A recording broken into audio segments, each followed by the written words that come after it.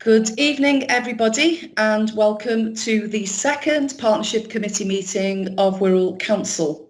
I think the Scots have got a very good word for the weather we have outside tonight, which is dreich, I think you say. It certainly is, but we're online, so, you know, with all its trials and tribulations, that's a good place to be on a night like this.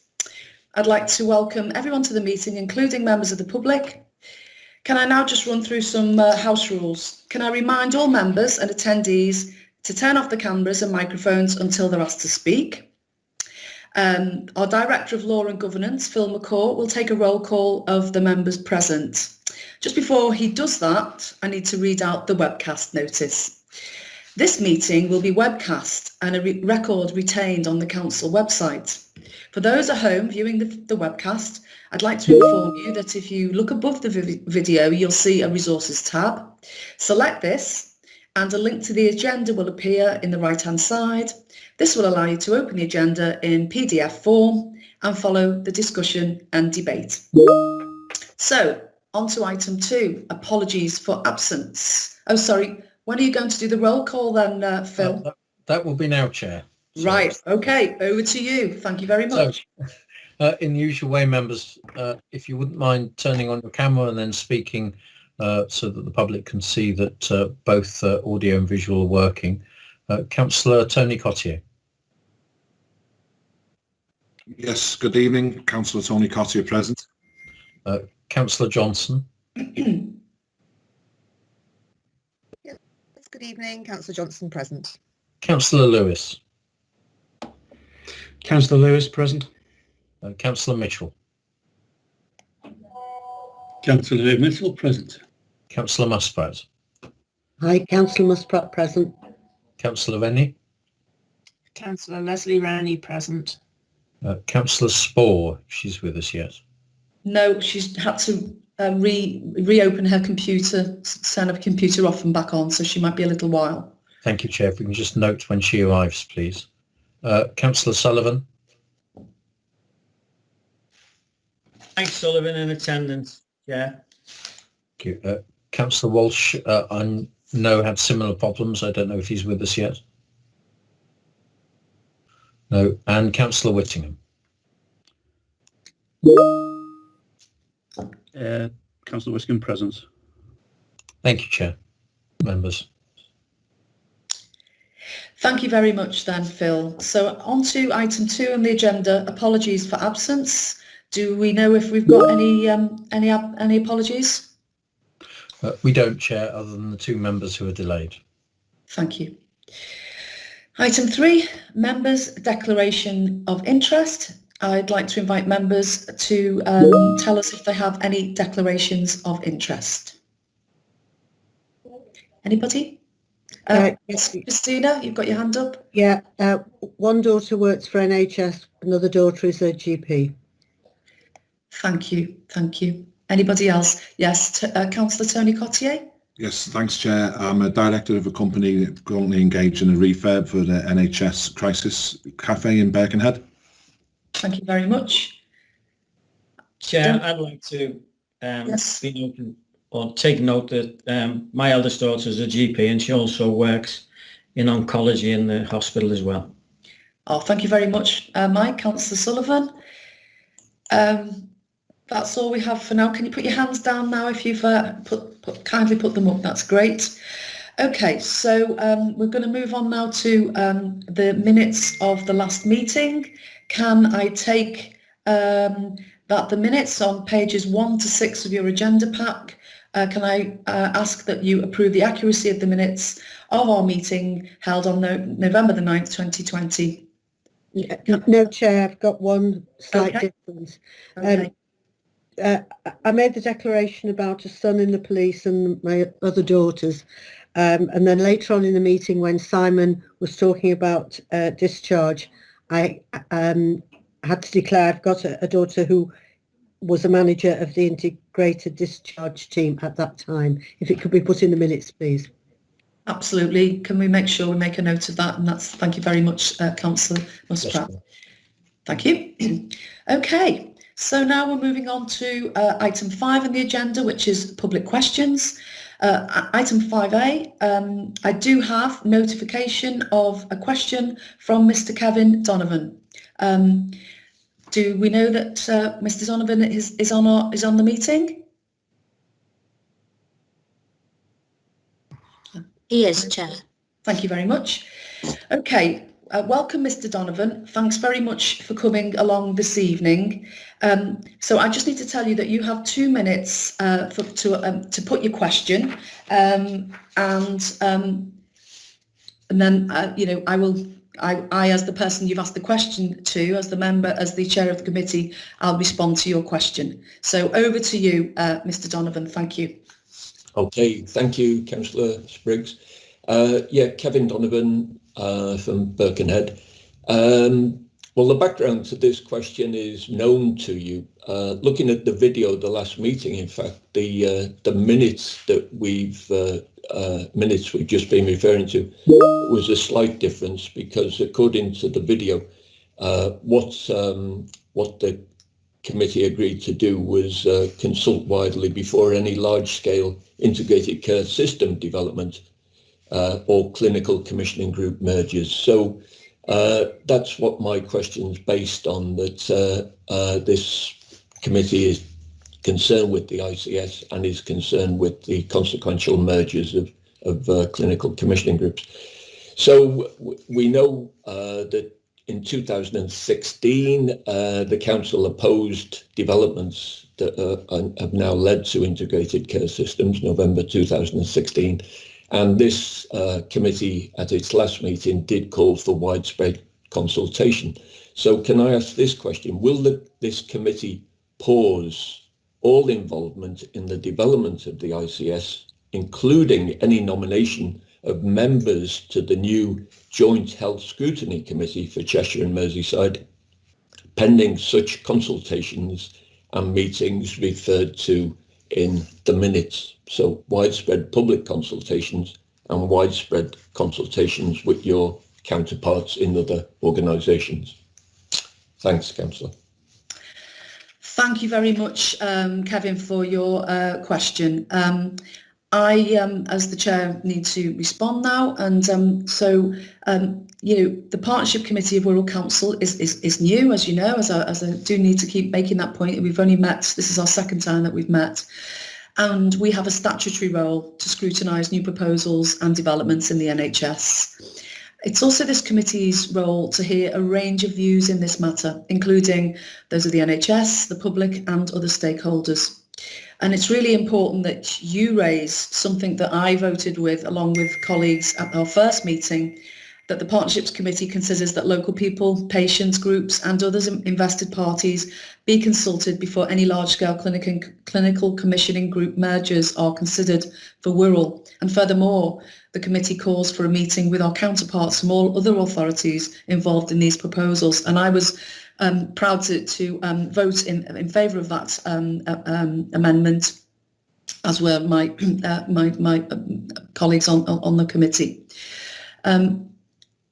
So we will, of course, always continue to liaise closely with the Health and Care Committee of Wirral Council in relation to the views of elected members who are actually more closely engaged with those detailed care and health system matters that are developing. And, I want to reassure you, Mr. Donovan, as chair of this committee, I'm determined that we will undertake this role with due diligence. Thank you once again very much for your question. At this stage, I ask you if you would like to ask a supplementary question. No, you don't. Okay, well, sorry, you're muted, so I'm just seeing from you, you're shaking the head. I've muted myself out of courtesy. No, there seems little point. I can't see that you're going to conduct widespread consultations before you do anything else, and obviously you're going to determined to carry on doing what your committee does. Questions, sorry, Mr. Donovan, just need to... Okay, thanks. No question. Thank you. If you just switch your microphone off now. Thank you very much for that question. Appreciate that. Okay, so now I move on to item 5B, statements and petitions. I don't believe we've received any. Can somebody let me know whether that's the case? No? Okay. I see on the screen that Joe Walsh, Councillor Joe Walsh is in the lobby waiting to be admitted. And I do know that my other colleague, Councillor Spohr, is still having difficulties, I believed. Oh no, are you in now, Councillor Spohr? I think you might be, which is... That's me, sorry Chair, that's me, Joe Walsh, I'm here now. Great. And can I just check now then, Councillor Spohr, are you in now, Sarah? Oh. No, I don't think she is yet, so we're still waiting on Councillor Spohr to be able to join the meeting. Okay, moving on to question 5C, to item 5C, questions from members. I haven't got a notification that any have been received by members. Is that correct? Yes, Chair. Okay, thank you very much. In Chair, which case... Councillor Spohr's in now, so she'll need to declare, won't she, that she's here? Yeah. Phil McCourt, would you like Councillors Spohr and Walsh to now declare that they're here? We've heard from Councillor Walsh, Chair. If Councillor Spohr, if you could just check that your microphone at least is working. Councillor Spohr is showing, Chair, but as muted. As we all know, Teams sometimes stops us. Yeah. She's still maybe trying to get fully into the meeting then. Okay, let's keep looking on that one and hoping that can be sorted out. But in the meantime, let's move on to item 6 on the agenda, which is strategic developments in the NHS, which are on pages 7 to 20 of your agenda pack. And so at this stage, I would like to invite Simon Banks, Chief Officer of NHS Wirral CCG Group and Wirral Health and Care Commissioning, to present the report. Simon, would you like to speak to the group? Thank you, Chair. If I'm looking away, it's because I'm reading the report off of a different screen, so I've got two screens on the go. So a couple of weeks after I spoke to you last time about strategic developments in the NHS, this document, Integrating Care Next Steps, was published by NHS England, NHS Improvement. We had early warning of it in the sense that we were talking to one of the national directors on the morning of the 26th. But apart from that, there was no indication that we were going to receive this until it was actually published in the board papers that afternoon. It sets out a clear route map around taking forward the NHS long-term plan and has significant implications for how health and care will be taken forward in the future. Particularly the focus on the future health and care system being built upon place. And certainly with colleagues in Wirral Council, we've been lobbying very hard around being recognised and invested in terms of place as a borough of Wirral. It looks to create effectively integrated care systems to statutory bodies, to encourage and legislate for provider organisations to work more in partnership, and for strong, effective relationships to be taken forward at place. I hope what I've tried to do with this document is condense something that's over 30 pages and something that's shorter, albeit marginally shorter, and pull out the key items. Obviously, one of the key items for us, as mooted in the last report to the committee, were potentially changes in commissioning, with proposals that either there will be one CCG for the ICS or the favoured option of the government of NHS England Improvement, subject to primary legislation, is the abolition of clinical commissioning groups and those functions being taken into integrated care systems. There was a public engagement event on this that closed on the 8th of January, and I did endeavour through officers to get this to you in advance of that, because obviously my report is subsequent to the closing date for that engagement. We did submit a response to this ourselves, and we set out that whilst the direction of travel for the NHS is to create an integrated care system across Cheshire and Merseyside. We believe that there needs to be due regard taken to Wirral as place, that there is a significant lead role in local authorities taking forward system design and the integration of care. In the past 4 years, we've built between the NHS and Wirral Council that strong strategic integrated commissioning partnership, and that we believe therefore that place should be the primary building block for integration between health and care. We also are pursuing some work where we're wanting to define what the commissioning offer at place from the ICS should be and how that would sit alongside the local authority commissioning role. We also set out that we believe local authorities should have a strong role in governance at place, supporting the development of the new provider collaboratives, supporting and creating a new partnership with providers and commissioners based on the emerging guidance and legislation, and that in our local circumstances, strategic leadership must come from Wirral Council's Health and Wellbeing Board, supported by your decision-making committees and overseen obviously by the Partnership Committee. There were 4 specific questions within integrating care next steps around statutory organisations.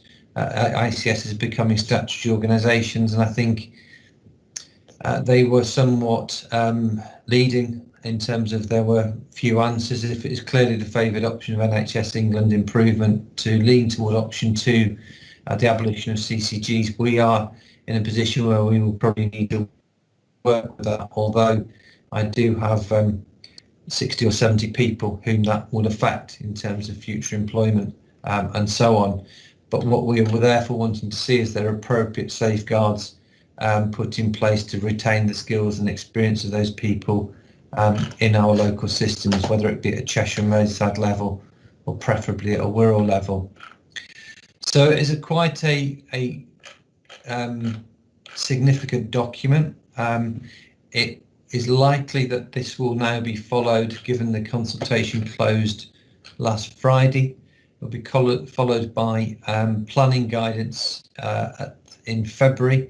It will then be followed potentially by primary legislation to affect statutory changes. One of the statutory changes the committee may, actually I think, I'm afraid some of my appendices seem to have gone missing in the translation into the document for your committee. So there should have been some appendices attached setting out the legislative options and the implications for the next steps, which don't appear to have translated through.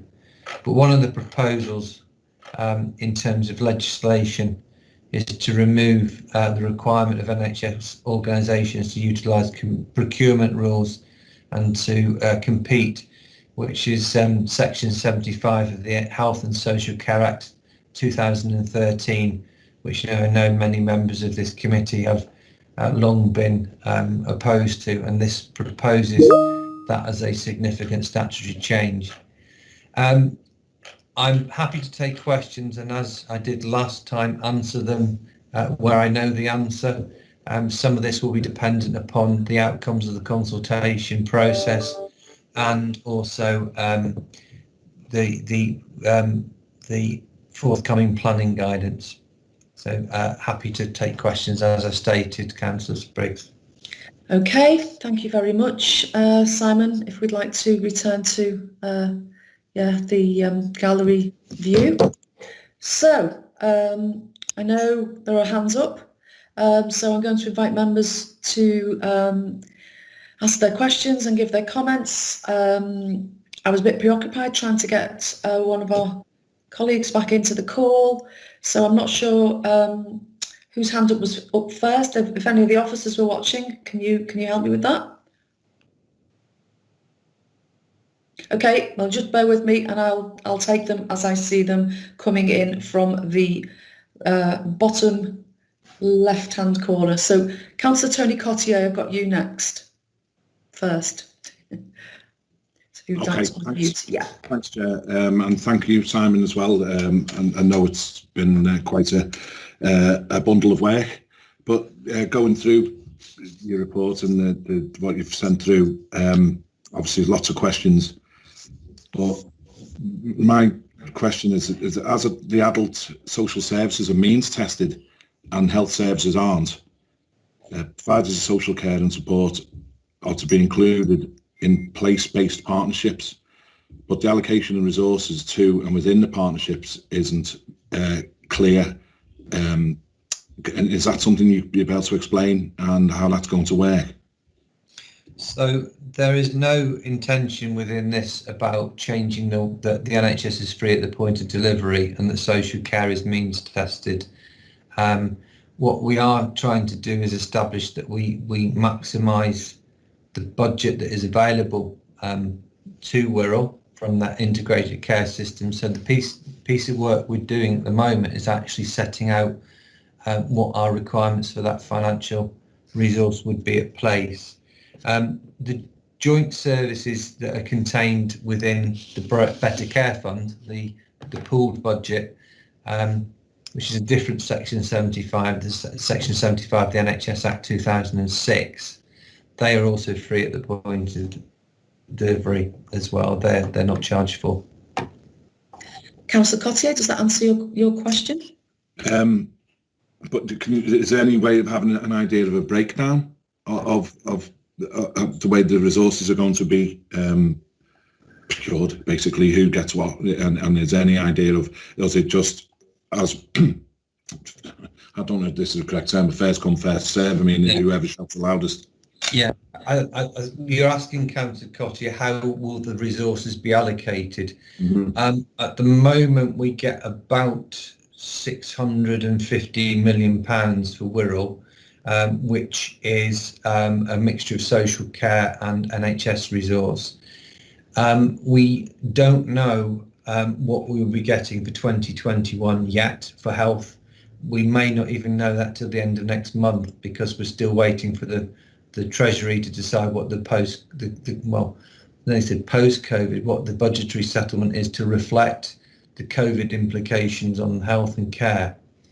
And actually the systems and processes that would then start to allocate resources to place. The only information I have is what is actually set out in the report, which talks about that new financial framework that would reflect things like deprivation and levels of need and so on. So we're still waiting to hear about that ourselves. Okay, if I may, Chair, just very quickly, Simon, thank you for that. But basically, it's the means testing as well that I have an issue of it as well. Is that just going to be pooled? Basically, people will be means tested, and will that be pooled? No. Okay, thank you. Cheers. Okay, thank you very much. Thanks both. Now I've got a list here of people with their hands up, and so they can put their hands down. So take your hands down, everybody, because the next person I've got is Councillor Mike Sullivan, followed by Councillor Christina Muspratt. I'll remind you again, Councillor Stuart Whittingham, and then Councillor Dave Mitchell. So hands down, everybody, and I'm calling on Councillor Mike Sullivan to comment or ask his question next. Thanks, Mike. Thanks, Chair. Reading this report filled me with horror, quite frankly, Chair. It's another way that the government are diminishing the role of local councils. They're also diminishing any scrutiny that we can do. Now, the gentleman who asked the question from the general public, his concerns are actually my concerns. And what he did say at the end when you asked him whether he wanted a supplementary question, he said no, but he made a statement, and what he said was actually correct, because as far as this committee are concerned, we're practically powerless to stop what's being done and what's being dictated to by the present government. And it does fill me with concern. It's lack of funding. The NHS has lost funding since 2010 during the 10 years of austerity, and the NHS now is on its knees. Quite rightly so, with stress, fatigue. We've got the next 3 weeks, which are going to be absolutely horrific when it comes to the point where we hit our peak. And I worry, I do honestly worry. It's the continued privatisation, lack of scrutiny, and complete and utter lack of proper resources. to care for the country. So that's basically what I wanted to say. But the report, reading it, every paragraph filled me with more concern when I was reading through it, Chris. So yes, that's my contribution. Thank you. Thank you very much, Mike. And I think many of us on this call tonight do very much share your concerns. And I'd like to hear more from the members that have already patiently had their hands up as well. But thank you very much for those comments. Councillor Christina Muspratt, I had you next. Are you available? I know you're trying to get people back on calls as well at the same time. Thank you. Over to you. Can I endorse what the gentleman who asked the question said, and also what Mike has just said? It's horrific what's being proposed. It's the biggest change since 1948, and almost, well, it's no longer a national health service with these sort of large, almost self-governing groups. And I'm concerned the further you get away from the people who use the service, the harder it is for those people to have their voices heard on what they think is right and wrong and what they would like to see. And although we've had some stormy times over consultation, Simon, over the last few years, you have consulted with the people of Wirral, albeit, as I say, quite heated at times. Tell me, how on earth is that going to work now with this huge area that's being covered? Okay, thanks, Councillor Muspratt. I think you said about consultation often being heated, and I suppose that's my job, is to take some of that heat. But what we are very much lobbying, and what is contained within this document, is that actually place, so the local borough council area, is the building block upon which these integrated care systems are formed. So when you look in some areas of the country, I just referred to one I have a little bit of knowledge of because my parents still live down there. I've got a friend who works down there. But Norfolk, for example, has borough councils. They don't have the statutory responsibilities that an upper tier local authority would have around social care, for example. So therefore there is an integrated care system for Norfolk that is coterminous with the upper tier local authority. But in their governance they reflect the particular needs of each of the boroughs. Cheshire and Merseyside is a completely different kettle of fish in terms of its 2.3 million population, 9 boroughs, and 9 boroughs that are very distinct in their needs. And indeed, if we take Wirral, Wirral is very distinct in its needs between east and west, and so on. So what we have been really pushing is that the health and care system should, and this has been our contribution to the debate, is to be defined, as the document says, on local authority boundaries, where joint strategic needs assessments, health and wellbeing strategies are made. Is that place where services should be joined up, and it is there where the majority of decisions about health and care need to be made, with the full scrutiny of committees such as yourselves, but also with the full involvement of committees such as the Adult Care and Health Committee and the Children, Young People's and Education Committee in regard to Wirral. That's what we've submitted as our response to this consultation, and that is what we will be working with the integrated care system to deliver. And I understand that is a similar response has been submitted by other Liverpool City region local authorities as well. Again, based upon the distinctive nature and needs of the 9 boroughs covering Cheshire and Merseyside. So in terms of consultation, which was your final point, the duty to consult remains in law as it stands at the moment and will remain in law as we go forward. And legislation often then follows, as you would be aware, the Green Paper, White Paper, Bill, Act process, during which, again, lobbying and influencing can take place. Okay, thank you very much for that answer.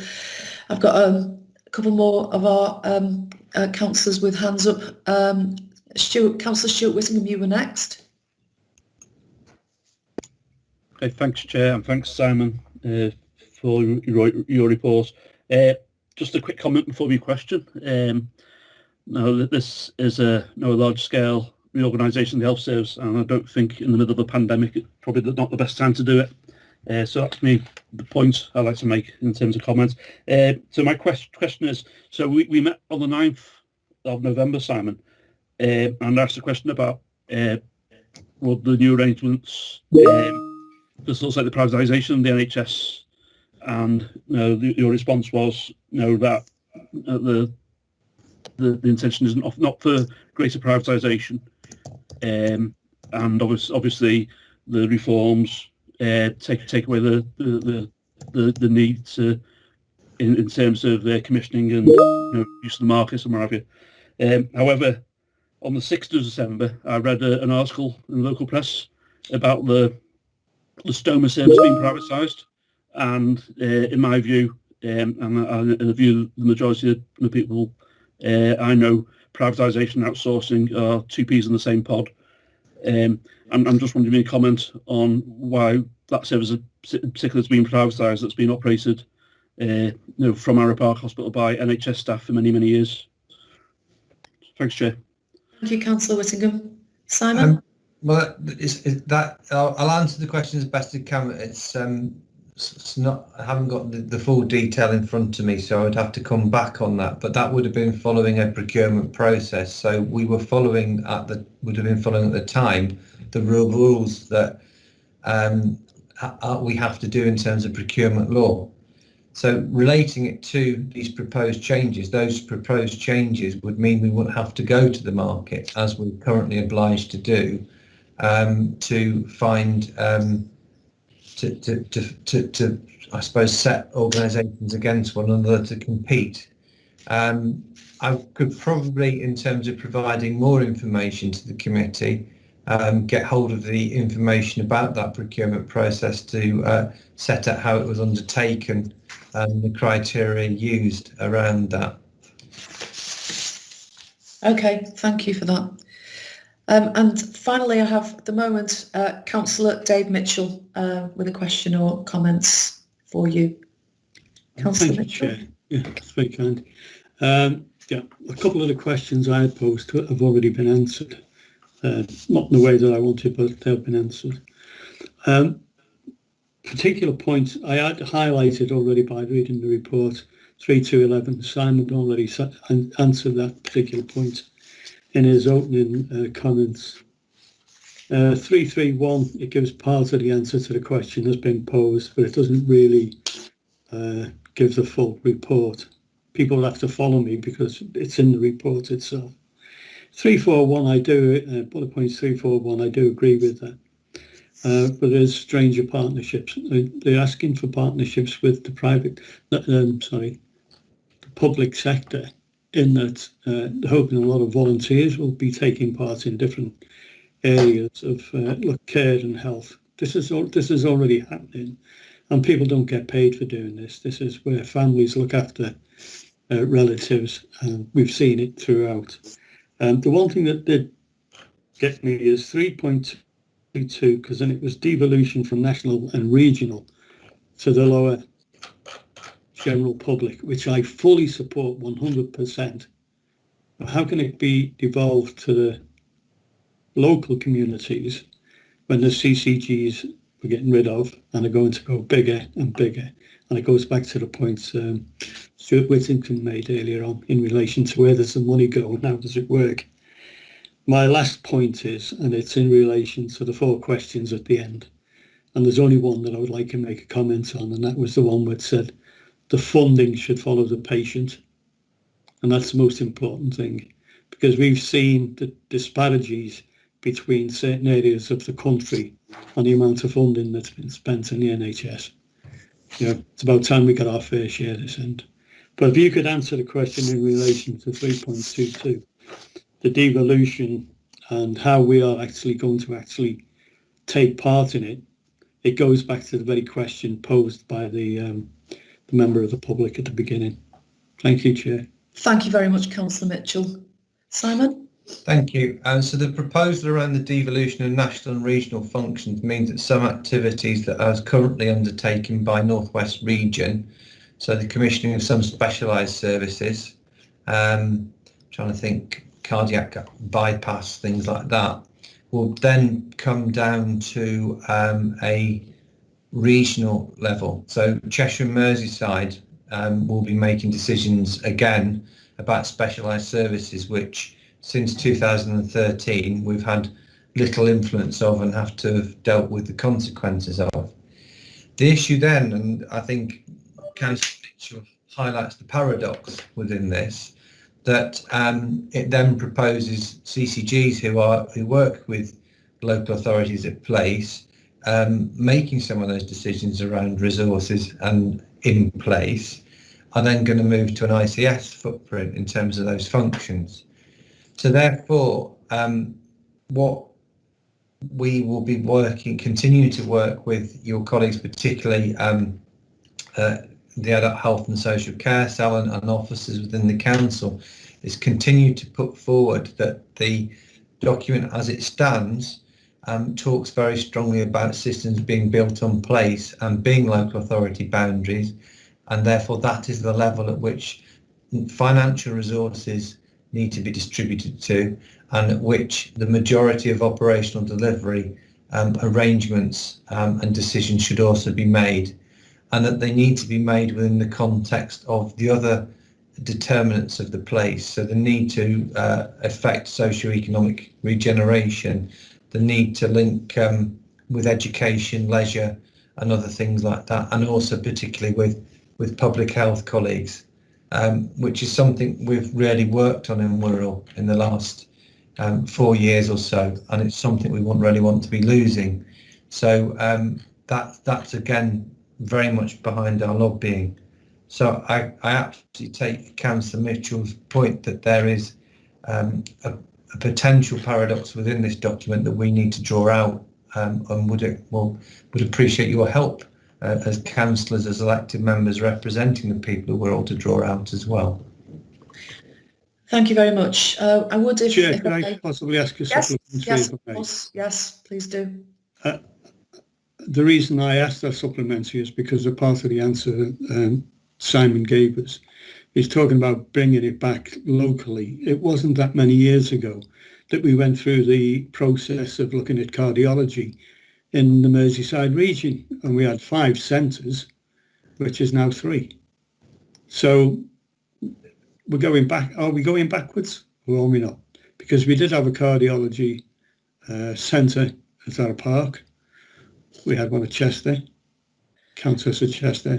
We had one in Runcorn, we had one in Southport, and we had one in Liverpool. And out of those 5, it went down to 3. All 5 senior cardiologists believed they were going to be the one that got it, and they didn't. We lost ours, and Southport lost theirs. So how are we going to square this question? Because you made the point yourself. Thank you.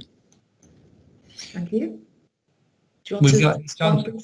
Yes. Yeah, I can respond. So I think I'm not sure it's actually vascular services or cardiology Councillor Mitchell's referring to, because I know there was the move around vascular services some years ago, and that was based upon where the person can get the best outcomes. Now we do have a number of services that require specialist intervention where you have a limited workforce, a limited range of skills. You have to maximise the skills and workforce that are available to you and support people getting to the right service at the right time that's going to deliver the best outcomes for them. And that's why some of those changes have been driven and have happened. But what we intend to do is also make sure we retain people using technology, using good pathway management, make sure the majority of the care is delivered locally.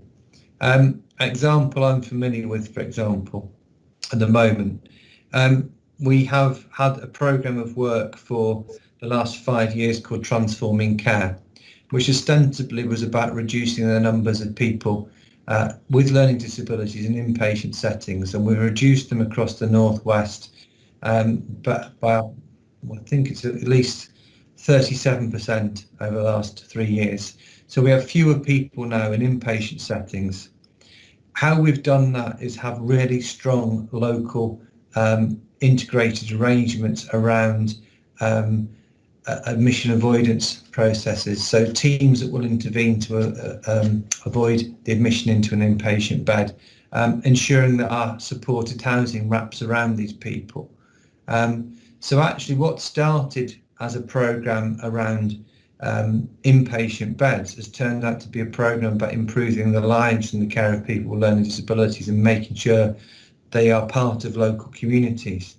Now that programme of work is going to continue, but there will be a need at times for people to travel to have specialist inpatient care. But the point is to get them back home quickly. I appreciate that's not a surgical example. Surgical examples such as surgery for morbid obesity, perhaps bariatric surgery, are much more clean in that you go, you have your intervention, you come back. But the point of it is actually making sure the system works and gets the patient with the appropriate support to the right care as quickly as we possibly can. And that's particularly challenged at the moment, as we all know, because of COVID. So as part of the rebuild of the NHS of health and care, we need to be very clear about that and support that. Thank you. That was interesting. Councillor Sullivan, Mike Sullivan's got his hand up again, and I'll bring you back in before I give some closing remarks for this this item. Thank you, Mike. Thanks, Chair. Just a very quick question for Simon, please. Simon, what you've just described for Dave Mitchell's excellent questions there, has it made the service better? And that's just a yes or no answer, really. Is what's going on nationally and locally, is it making the service any better? Thank you, and thank you, Chair. Thank you. Yes, but we can always be better. Okay, thank you very much. Well, I'd like to make a few closing remarks, if I may, as well. I mean, it is good to hear examples of, you know, innovation and different ways in which we can work better together. However, you know, this committee's role is to scrutinise the effectiveness of these changes or not. And, you know, we've got to be asking really, really penetrating questions about what the implications of these changes are going to be to Wirral residents, what it's going to mean to them, what it's going to mean to them in, you know, absolutely fundamental ways in terms of how the service is what changes and how they're affecting people's lives, affecting people's ability to you know, access decent healthcare at the bottom line of all of this. You know, we're seriously determined to scrutinise these proposals and gather evidence on the implications of these plan changes. And as I mentioned to the member of the public who asked the question earlier, you know, I really do feel I am determined as chair of this committee, as are all of the members, from what you can hear this evening, Simon, that we undertake this role with absolute due diligence, and we are all very, very concerned, and we will be watching this very, very carefully, and we're very concerned, you know, overall about the democratic deficit that we are, you know, we're very concerned about what that means really, and how that is going to play out. Now, I have been asked to note this report, but I can see Councillor Sarah Spore's got her hand up. Councillor? Hello, thank you, Chair. Can you see me and hear me? Yes, and also, yeah, thank you. Yeah, can I make an amendment to that? You're here. Yeah. Oh, yeah. Thank you. I'm here. Thank you. Yeah. To make an amendment. In addition, could we as members of the Partnership Committee continue to return to this crucial piece of work to enable us to scrutinise the effectiveness of the proposals so that we can see that they are turning into effective actions, which will ensure that improvements in the health and well-being of our residents takes place, and that the serious health inequalities that exist in our borough are tackled and ended. Thank you very much, Councillor Spore. And I think, if I'm right, that proposal for us to discuss has been placed in the chat box as well for everybody to see. So I also saw that, so just before I move on to bring you in, Councillor Rennie, do we have a seconder for that proposal?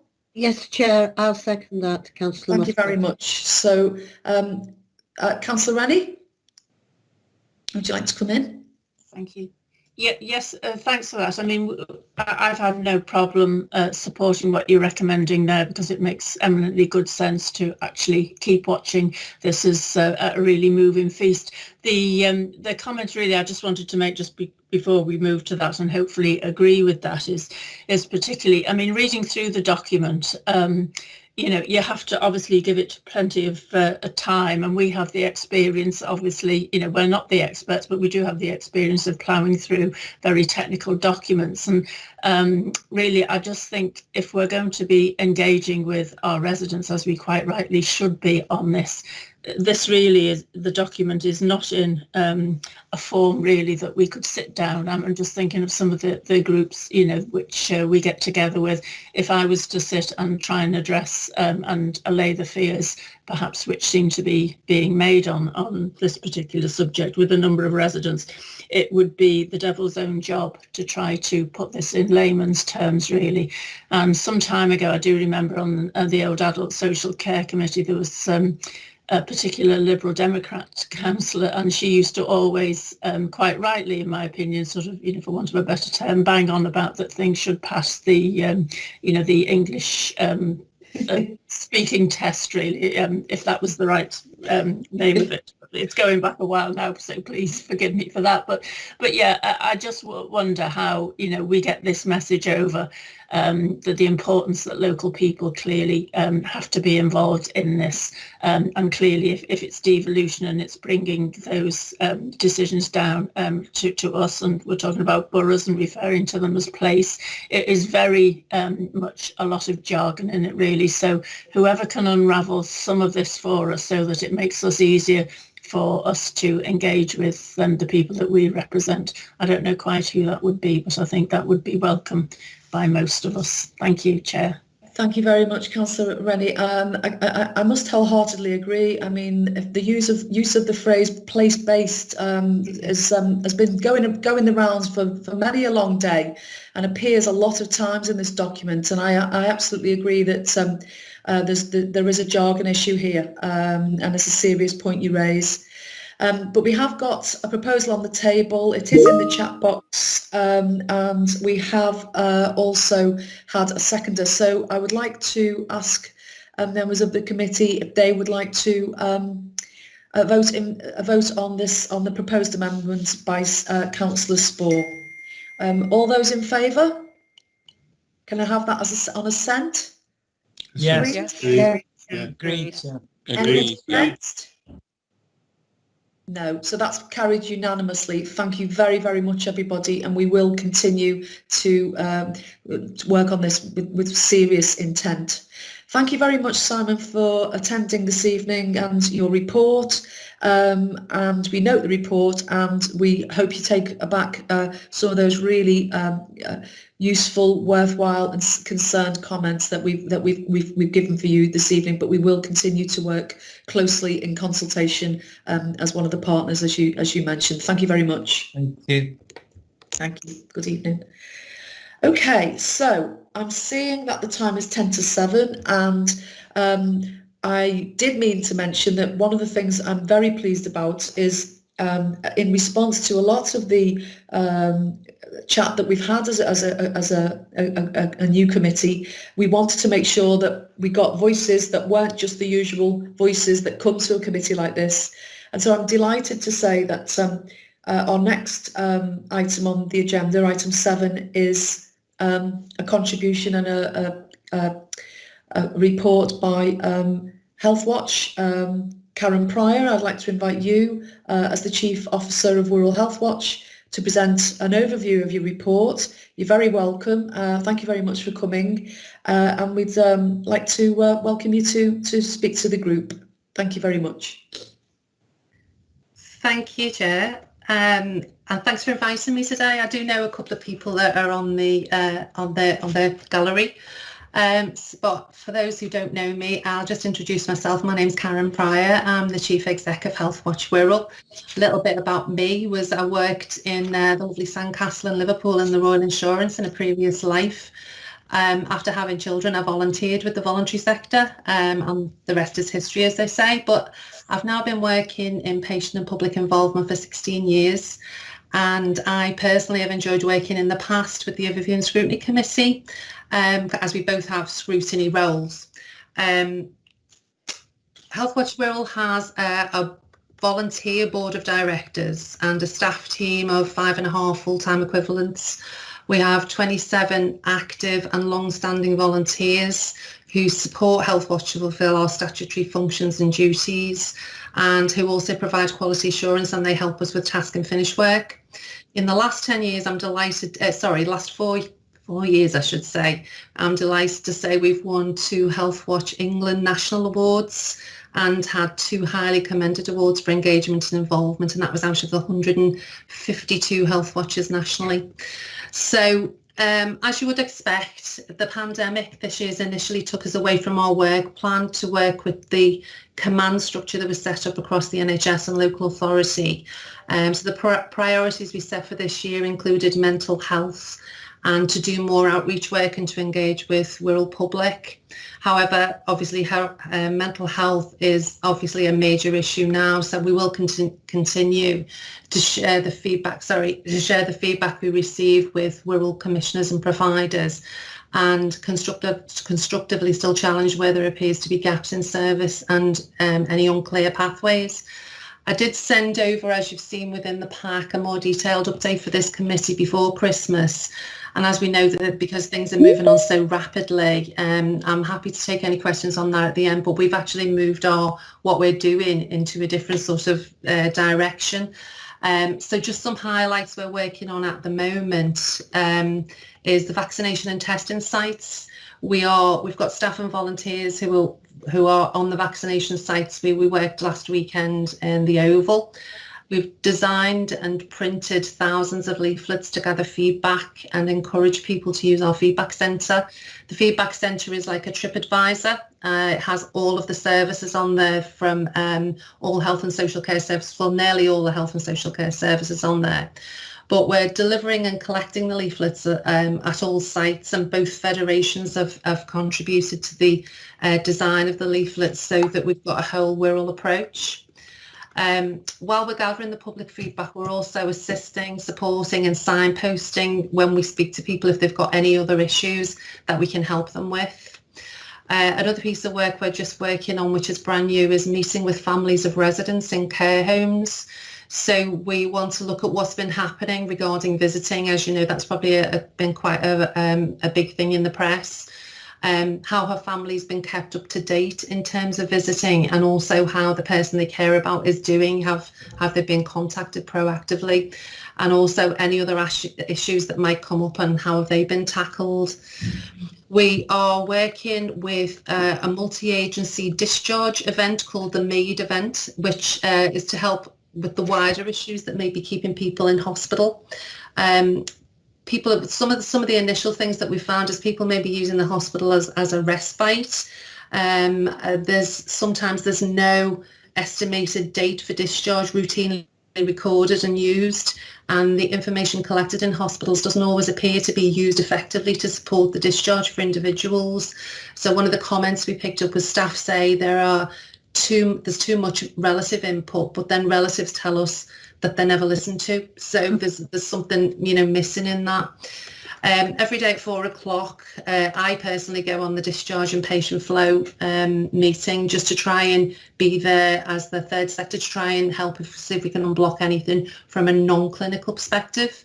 And we've since September, Healthwatch Wirral have been calling all recently discharged patients on Pathway 0 for a wellbeing check and to assist with any issues at home. For those who don't know, Pathway 0 is patients who don't need any extra support, and that's with the aim of preventing them going back into any readmissions back into hospital. But we're also asking if the person is caring for anyone, so we're picking up whether they're a carer as well. I've just heard health inequalities, and Councillor Rennie spoke about that as well. Reducing inequalities has always been high on our radar.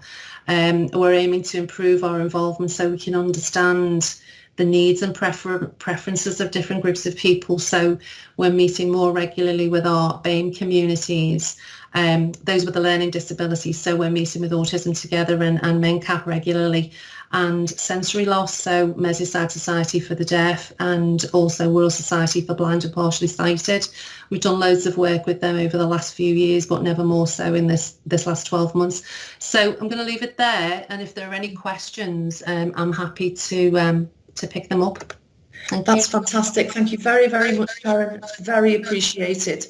If you just want to turn your microphone off for a second, because I think we're having a bit of, I'm definitely getting a bit of a reverb going on there. Just for now, that's great, but we'll bring you back in.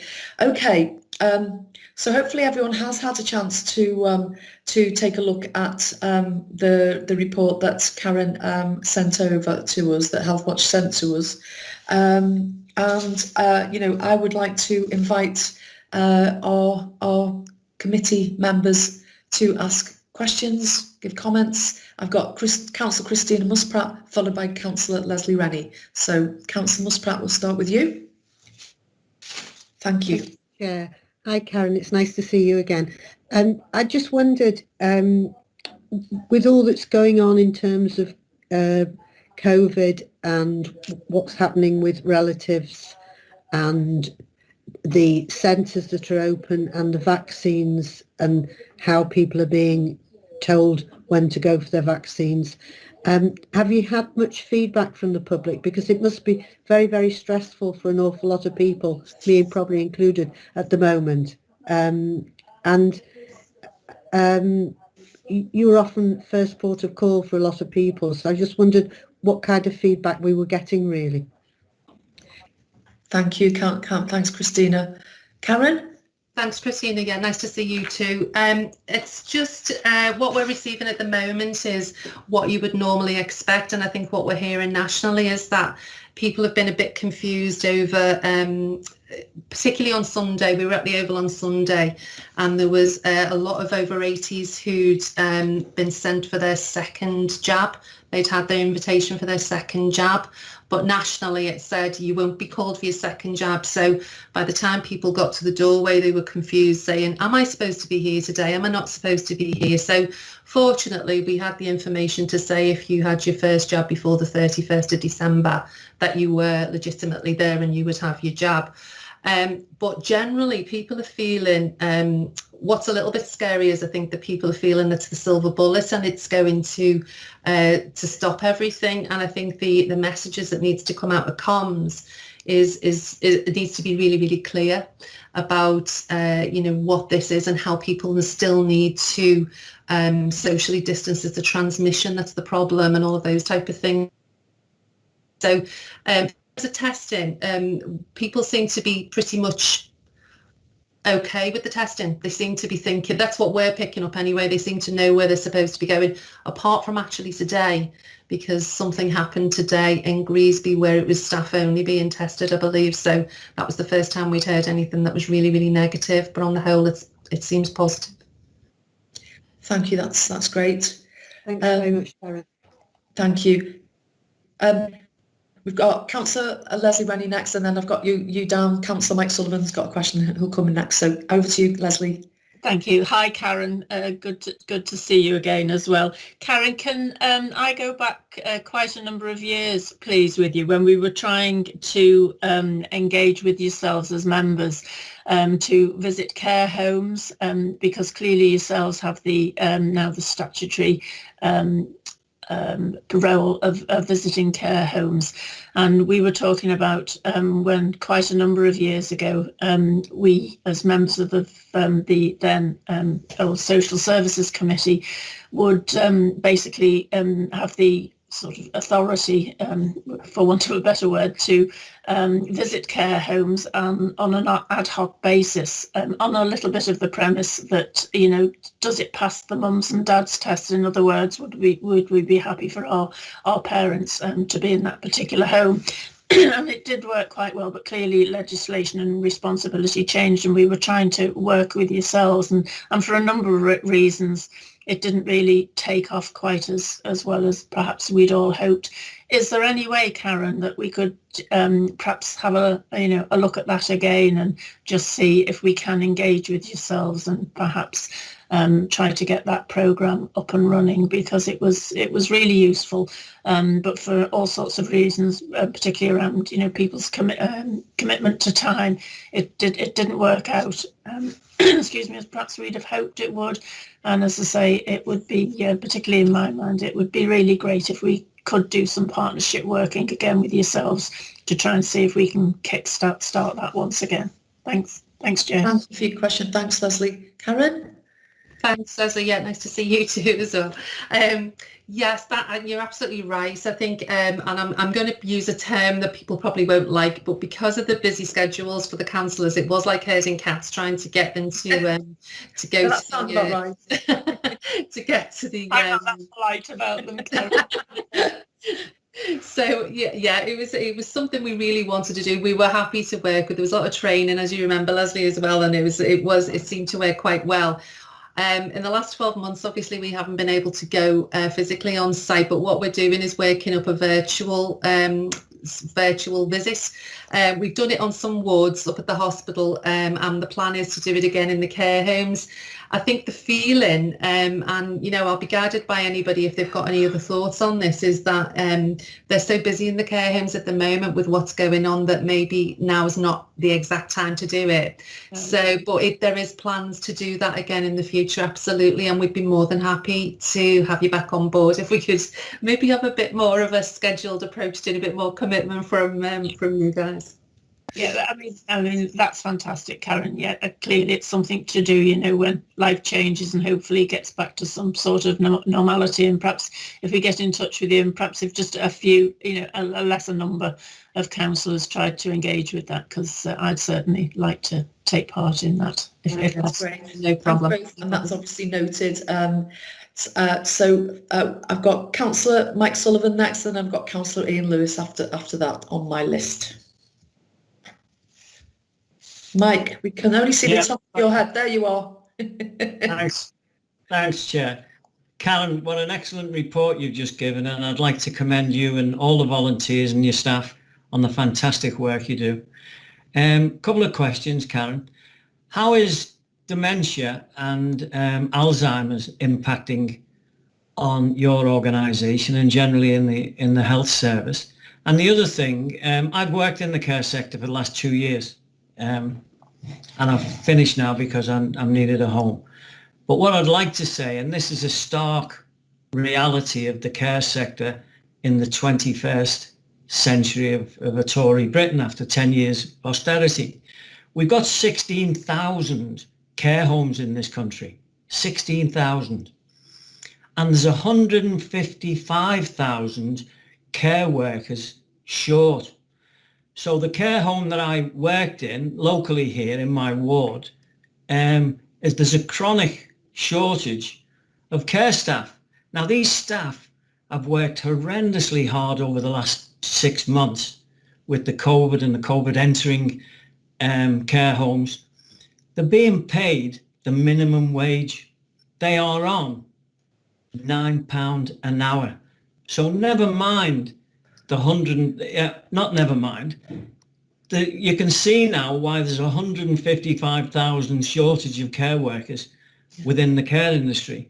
And if we want to, all the people who are losing their jobs through no fault of their own over this virus, if we want some of them to retrain, which the sector urgently needs, and you'll know this, Karen, we've got to increase the status.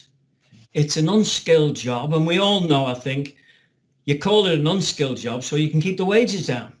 And it isn't an unskilled job. There's a hell of a lot of training, and we're dealing, there still are, dealing with the most vulnerable people in our society, and they're getting paid the minimum wage. And what I would say is, when you do your online training, a form of abuse within the care sector is a lack of staff. And it's got to be looked into, and I hope as this committee progresses now in the new format, Chair, we can look at this. But to take Lesley's point, and I'd like to go around as well, it was a good point, Lesley, and and see how they're working in the homes. But at the moment, that is absolutely impossible. Yes. Because of the first wave and the second wave, most care homes, if not all, are in total lockdown at the moment, quite rightly so. But thanks, Chair, and thanks very much, Karen, for an excellent report. Thank you very much, Mike. Thanks for all those helpful comments and questions and points you raised.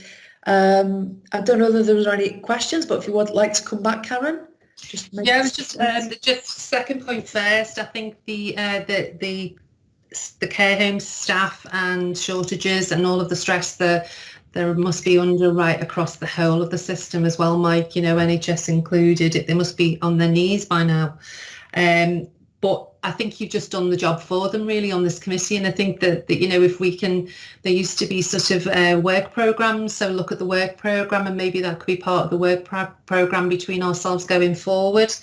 But it also in terms of the dementia and Alzheimer's, we have had quite a bit where people are concerned about their relatives, and I mentioned our feedback centre a little bit earlier. And what we've got now is we're starting to see that populated, and the beauty of that feedback centre is that we can produce a report just by the push of a button. So it'll give us some feedback on that. So I'm hoping, Mike, if we can give that just a little bit longer, because the feedback centre's only been up and running about 6 weeks, 2 months. Today we received 40 just around the COVID jab today, the vaccinations. So it's starting to be populated. But if we can find some more information, some more evidence, some more, you know, data around that, we'd be happy to do that. But I'd just like to finish by saying thank you ever so much. It's nice to get a bit of a recognition for some of the stuff, because it's been hard on our team too. So you know, thank you ever so much for your recognition. Yeah, that was good. Thank you very much. I've got Cllr Ian Lewis next. Ian? It's okay, Chair. Thanks. My question's been answered already. Thank you. Oh, okay, great. Thank you very much. Anybody else like to speak? I'd just like to say a couple of words, and that is some really excellent points being made there. Can only echo what has been said by Mike and others. Karen, you know, it was great to meet you and get to know more about your work just before Christmas, and hear about what you're doing. I think it's as this committee, what we, as I mentioned in my opening remarks, what we want to try and make sure we do is hear the voices of the service users, not just the professionals who are telling us, you know, all we need to do is some place-based change and everything in the garden will be rosy. You know, I'm being a bit facetious, but we need to hear from patients. We need to hear from our residents. I know that you're hearing from literally thousands of our residents, and I think that's invaluable for us in terms of the work that we need to do as this committee going forward. I think the points that Mike raised around care, I would only echo completely. You know, investing properly in our care workers, valuing that the status of the work that they do, you know, realising that it's very much a workforce that's made up of women, and that, you know, women's work in the care system needs to be, you know, it needs to be understood why some of those status issues maybe have happened, and we've got to address it, because if we do, then we could very much, you know, transform how we look after our most vulnerable people. I think it's really interesting that you're asking all of your partner organisations to adopt as part of their terms of reference that you should always have what patients tell you about treatment and care at the heart of everything that you plan to do, and that we need to work together, you know, and do that in terms of the system. I think those words that I read in your report very much chime with what we're trying to do with this new partnership committee here at Wirral Council, and we did hear your invitation to look at care as an issue for our work programme going forward. As a matter of fact, we are looking at our work programme as one of the items on the agenda here. So we will be looking at that. Actually, we have already decided we want to do that. So without further ado, thank you very, very much for your time. Great to see you. Thanks for all the work, and obviously stay in touch. We want you to come back and be part of the work that we're trying to do here on this committee as well. So thanks very much. Delighted. Thanks, Karen. Thank you. No problem. Thanks. Bye-bye. Thank you very much, everybody. Now, I'm just looking at the time and it's 10 past 11. 10 past 11? No, it isn't. It's 10 past 7. It's 11 past 7. And we've got another presentation now and then a couple of other items. So I'm of a mind to think that we could, you know, just keep going. But if people want to break, can they let me know? And then we will do that. So how do people feel about that? Keep going, please, Chair. Okay, yeah. Yeah, crack on, please, Chair. Crack on, please. yeah, I agree. Please. Thank you. I agree with what I've just said, that's good. Okay, so the next item on the agenda is item 8, Citizens Advice Wirral. It's pages 33 to 36 of your pack. And I would like to invite Carol Johnson-Eyre from Wirral Citizens Advice Bureau to come and speak to the committee. And I know you're going to also present a PowerPoint to us, Carol, as well. So Carol, are you there? Yeah, hiya, thanks Councillor Spriggs, and thank you for inviting us. I think Anna's going to share the PowerPoint, which is good because I'm not completely familiar with Teams, and also my colleagues with me today as well, Jeanette Morgan, who's my deputy, who welcome. More of the operational questions if there is any. So thank you for inviting us. No problem. Do you mind going on to the next slide, please, Anna? Okay, so just a little overview of what Citizens Advice Wirral are. So we were established 82 years ago. Loads of you will know us as a CAB, and I think we'll always be known as a CAB. We're all CAB, but we changed our name about 5 years ago, and that was to reflect that a lot of our advice was getting delivered by telephone and also email. So they changed the name Bureau just to kind of reflect that although we still do face-to-face advice, we do it in a range of different channels. We are a local independent charity. We're a member of the National Citizens Advice Charity, but we are a local charity based in Wirral and are completely independent. And there's about 220 local citizens advice across England and Wales. We work really closely with partners. So some of our partners include Age UK, Wirral Food Bank, Wirral Change and Wirral Mencap. So we don't kind of work exclusively on our own. We work with lots of different organisations, and it was nice to see Karen here before because we do link very closely with the Healthwatch Wirral as well. And we deliver a range of services kind of in two categories, so information and advice, and then social prescribing services. So they're the two kind of main areas, and we'll talk about a bit more in a minute about what those different things involve. The way that we're funded is through a range of grants and contracts, and there is a bit of a perception citizens advice are funded through the government, and we're not. Everything we have to bid for. So we have a range of contracts. We have some with the council, with the clinical commissioning group, with money and pension service nationally, and then funded by a range of other grant funders like Henry Smith Fund, and we have a small advice projects with organisations such as St John's Hospice. Our service is delivered by 160 staff and volunteers. We've got about half staff and half volunteers, but our volunteers are a core part of our delivery, and we couldn't deliver to the number of people that we do without our amazing volunteer workforce. Next slide, please, Anna. So who do we deliver to? So we deliver to any Wirral resident. So our service is open to everyone in Wirral who's aged 18 or over. However, the highest demand we get is for people between age 30 and 59. The highest demand we have for our services are from the most deprived wards in Wirral. As I said, we're open for all wards, but the most deprived wards we see are Birkenhead and Tranmere, Seacombe, Bidston and St James, Liscard, Rock Ferry and Leasowe and Morton. So there are the highest number of clients come from those areas. And 61% of our clients have a disability or a long-term health condition. So as you can see from that information, we are dealing with a lot of working-aged people across the community who are struggling financially and have quite often got health condition as well. And next slide, please. So the people that we deliver to as well, we support a range of people, but we support a lot of residents who are experiencing food and or fuel poverty. And we've worked very closely with Wirral Council's Emergency Food Hub, with Wirral Food Bank, and also with a range of other local community groups to support those residents to address the underlying issues that have led them to food or fuel poverty. And a lot of our clients have very complex issues. So a lot of our clients, we deal with a lot of clients who are homeless and people who are subject to domestic abuse, refugee and asylum seekers, adults with learning disabilities, young families, people who are deaf, people for whom English isn't their first language, people with drug and alcohol addictions, and people who've been victims of crime as well, including hate crime. So some quite complex issues and quite complex situations that we provide advice or social prescribing for. Next slide, please. We deliver a range of different advice. These are the three main areas, and again, it's all based on demand. We can, if you phone up and want to know how you find your lost dog, we can help you with that. But these are kind of the main issues that we do provide advice on.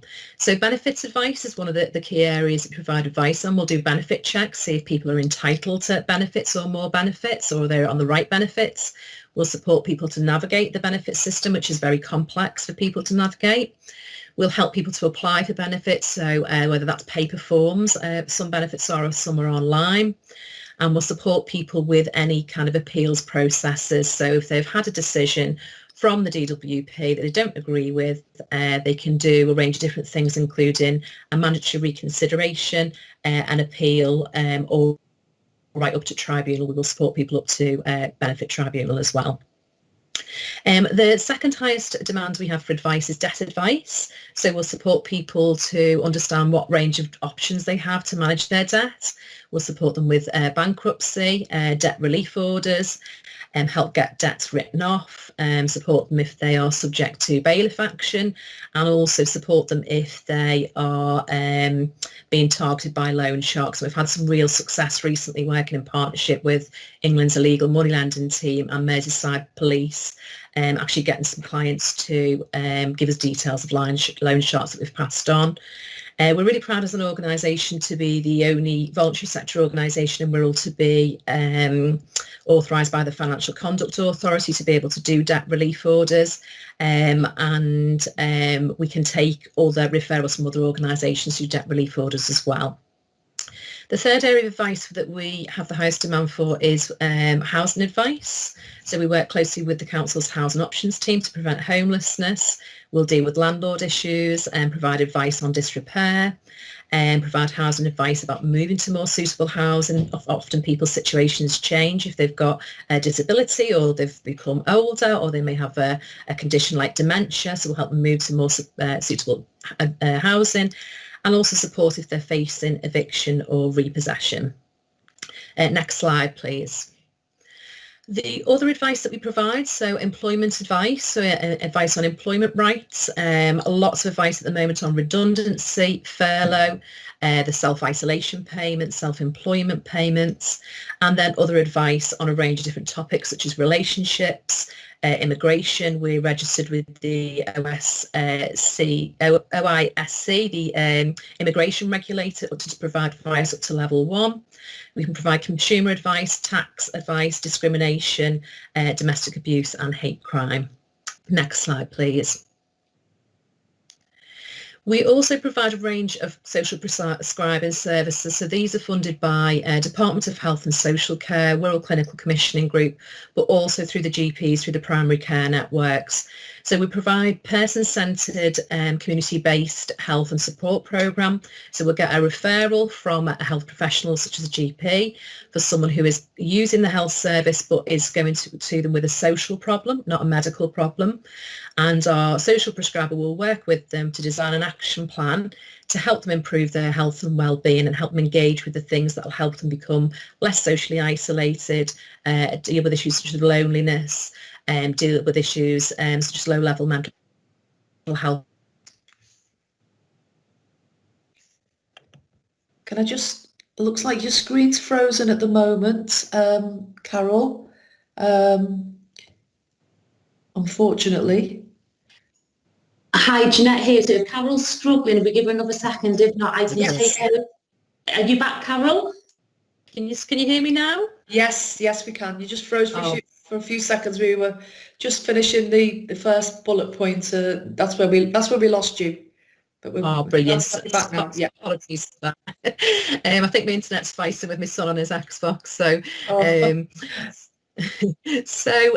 another service that we provide is some support for people who've got a gambling addiction. We provide a service across the Northwest, and that's training up frontline staff to understand what harmful gambling is, and for them to understand where they can refer people into different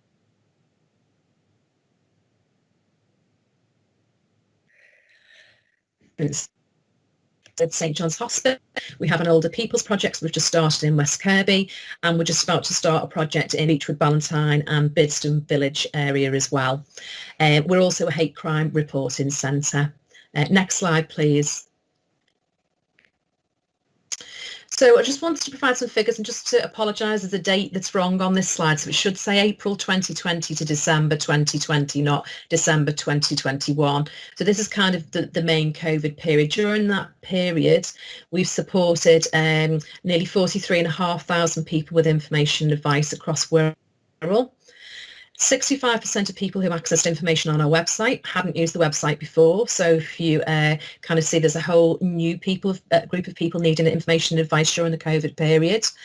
In addition, the National Citizens Advice website had hits from 120,000, just over 120,000 rural residents as well. So that's another large source of information. Of the people provided with the information advice, 10,640 received an advice or casework appointment. During COVID, that's all been by phone or email or video advice. We've supported 3,635 shielded patients, so we've provided wellbeing calls. Our social prescribing team have done that. And we supported over 500 families who received the most food hampers from the Emergency Food Hub, again to help address issues such as are they claiming all the benefits they can receive? Are they addressing their debt issues? And more recently, over the last couple of weeks, we've been supporting, the social prescribers have been supporting 2 of the vaccine hubs as well, providing some admin support at the vaccine hubs in Morton and the one that's in Woodchurch as well. Next slide, please. So what are the key issues? One of the things that was asked about was what are the key issues that are presented at the moment? And these have changed ever so slightly, but some of them are the same during the COVID period. So for benefits, the main things that we're supporting with people currently is applying for personal independent payments. So you can apply for that if you're under 65 and you've got health needs that need support with. Housing benefit, the housing element of universal credit, employment support allowance, limited capability to work, and deductions for benefits are the highest areas that we want to provide an advice for at the moment. Employment, a lot of people trying to navigate the furlough system, understand it, see if they're entitled. It might be that their employer aren't paying them furlough and they want to understand why and what their rights are. Loss of income, we supported a lot of people who are self-employed or business owners whose income significantly reduced, supporting people who've been made redundant, and also supporting people whose employer are not providing a COVID safe environment. So a whole range of support in relation to that. Supporting people who have become unemployed or have reduced income and need to apply for benefits. And then this is just something else that I thought I'd add in. We are providing more relationship breakdown, sadly, support than we used to, advice than we used to. And this stats from Citizens Advice nationally. So in September, just last September, there was 25% more hits on the pages about divorce on their national website than there was in the period 12 months before. So as you can see from those stats, it's quite an increase. Next slide, please. Housing, so we're doing a lot of work preventing homelessness, a lot of advice on moving, on keeping warm. Our social prescribers have a lot of clients who identified for the GPs who are not able to keep warm because they haven't got carpets, they haven't necessarily got central heating, they've got costly wall heaters, it may be that they've got drafts, so they're not keeping warm, and that's then obviously making their health conditions worse. landlords who are not maintaining properties, and there's a lot of landlords who don't maintain properties, and there's a lot of disrepair that we have to support them with over their rights over that. People who are currently renting a property but it's not suitable, but they're not eligible as a priority for housing options to move. Or it might be that there's a lack of suitable housing stock in relation to their disability, or lack of suitable housing stock. There's quite a lack of one-bedroom properties, and the benefit system now is if you're a single person, you have a second room, you obviously you're kind of penalised for that. So there's a lack of suitable housing stock. And another statistic, evictions. So this is some statistics again from National Citizens Advice. At present, there are 500,000 private tenants in the UK who are behind on their rent. The average person who's behind on their rent owes more than £700. And 1 in 4 private tenants have been threatened with eviction or cancellation of their contract by their landlord. And some of the things that have happened during COVID, such as the easing of evictions, there's been a whole period where there hasn't been evictions. It's been really good, but it's also meant that people haven't addressed their debt issues, and some people have used the money that they would have used on their rent on other things, and so they've got in arrears who wouldn't have got in arrears. So when the evictions are starting again, it is likely to be that there'll be even bigger debt problems for people locally. So that's a big issue that we're seeing coming through our doors. Next slide, please. Digital inclusion, again, is a big issue. So we've got a number of clients who've got no broadband, or they can't afford internet access. So they may have a mobile but not enough money to pay for data. They may not have any digital devices or no digital skills or literacy. And this includes a lot of people who've got mental health issues, have a learning disability, English isn't their first language, if they're deaf or blind, or got another complex or cognitive impairment. So lots of people, so it's that group's getting smaller, but more people who are digitally excluded. Sorry, it's not more people, the issues are more severe for those individuals. We're seeing a lot of people who are new to the benefit system, people who are no longer able, who need a lot of support to navigate the system.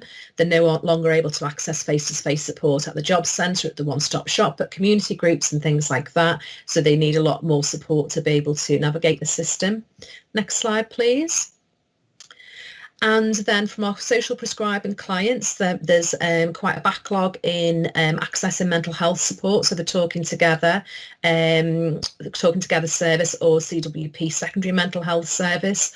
Because of COVID, there's quite a delay on waiting lists. So we're trying to keep people positive while they're waiting for that health or medical intervention. A lot of loneliness and frustration due to the COVID situation. So not being able to access services, and also access community group activities, which would help them with their loneliness and with their social isolation. We're dealing with a lot of clients who have been bereaved, sadly, whether that's COVID or not COVID related. A lot of housing and finance issues, which we support them through our advice service. Next slide, please. I also just wanted to say a couple of slides on what are our emerging issues and what we expect to get worse over the next couple of years. I thought that might be useful for the committee just to keep their eye on for future issues. So as I mentioned before about digital, although a lot more people are more digitally savvy, I mean, I think I certainly am, and I'm sure all you are doing meetings by video, and I think it's all been something we've learned over the last 12 months. But as I said, there's a lot of people who still don't have internet access or devices, and they're even more excluded because so much has gone to video and so much has gone to phone. So that creates even greater economic and health inequalities for those particular individuals. We've got people who are having to depend on the benefit system who previously not had to. We have a lot of people who phone up and are, kind of say to us, oh, I've never, they've not applied. They've been entitled for months and months, but because they're pride, they've not wanted to apply for benefits, and they're quite embarrassed, which is, such a shame because it's what their entitlement is. And so they've got themselves in quite difficult situations, but we've got more and more people who are within that group. We also are expecting to help more and more people who've got long COVID conditions. So more people are going to have a long-term health condition. They're less likely to be able to work or maintain their current employment. Their housing may no longer be able to be suitable, so they may not be able, and they also may not be able to keep up with their financial commitments. You know, if you've got a job, you're generally spending within that envelope of the money that you've got. So you've generally got a mortgage, or you've got a rent that fits in with what you're paying. You may have a car loan, you may have other debts, and they may have been very affordable while you've been working, but if you're not then able to work, that can have a huge impact. Next slide, please. People's worsening mental health, so people are less able to cope with their finances and health as their mental health deteriorates. People's universal credit payments as well. In April, during COVID, it's the universal credit and working tax payments have increased by £20 a week.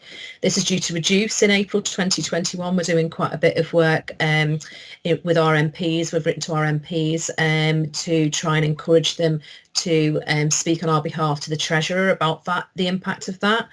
The impact of the loss of that from our local economy just in Wirral alone would be about £29 million if that goes back down by £20. So huge impact for our economy, but also for those individuals.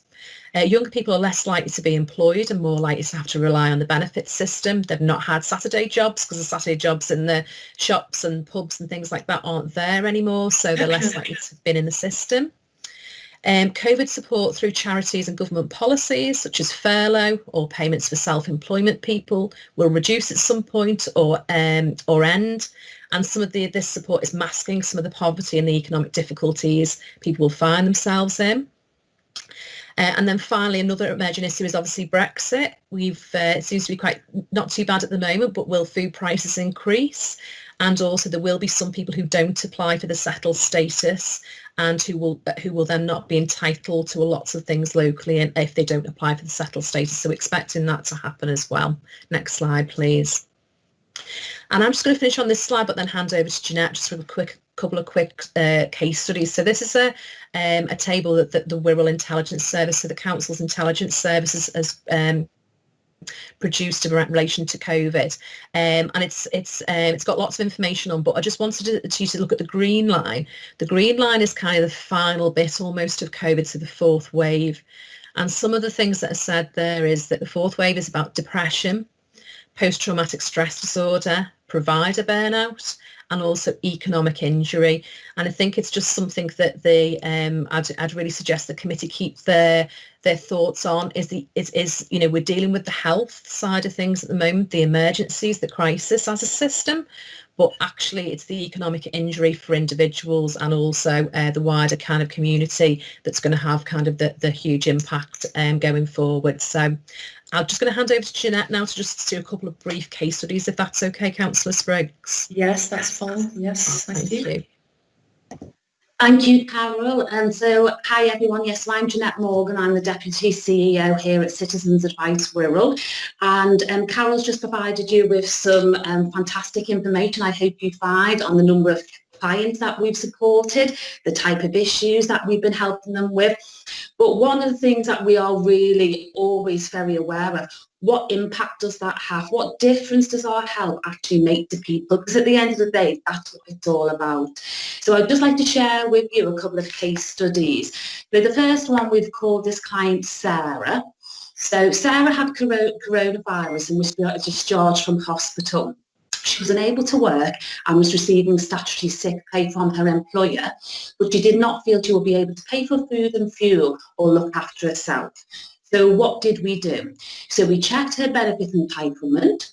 We helped her to make a claim for universal credit, which was successful.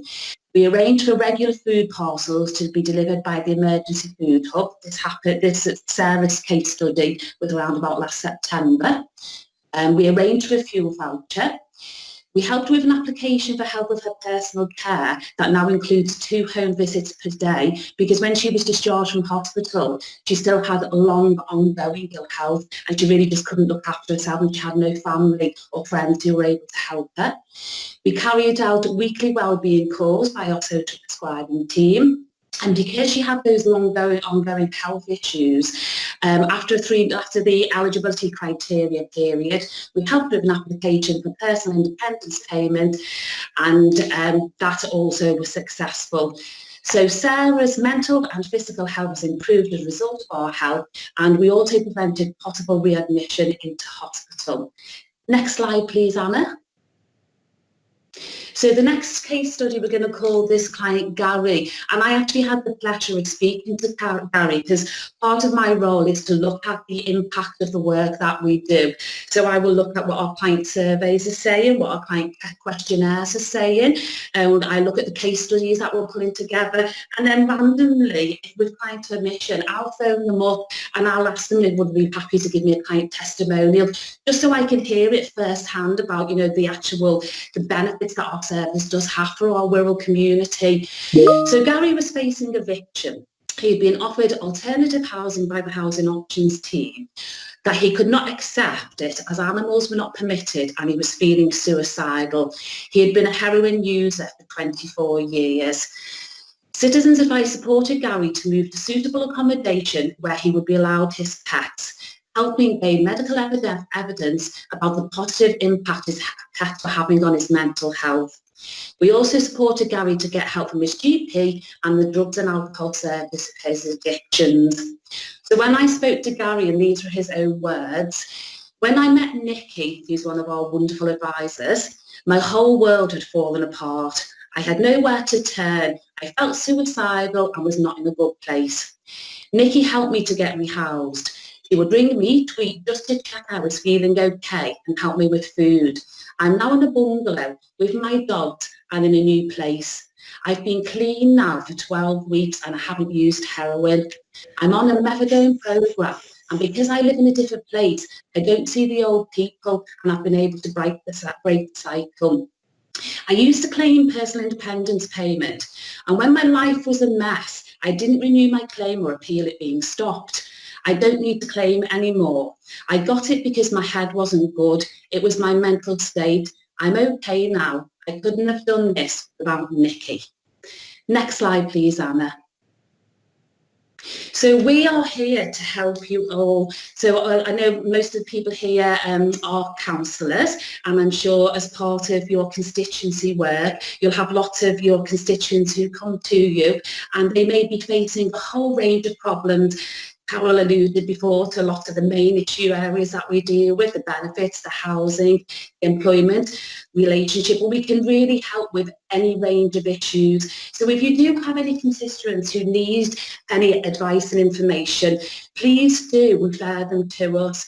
So they can go onto our website, and it has an absolute vast amount of information there. Lots of clients can self-help themselves because our website is absolutely fabulous. It's updated all the time by our National Citizens Advice team. So if legislation changes today, our website is updated today.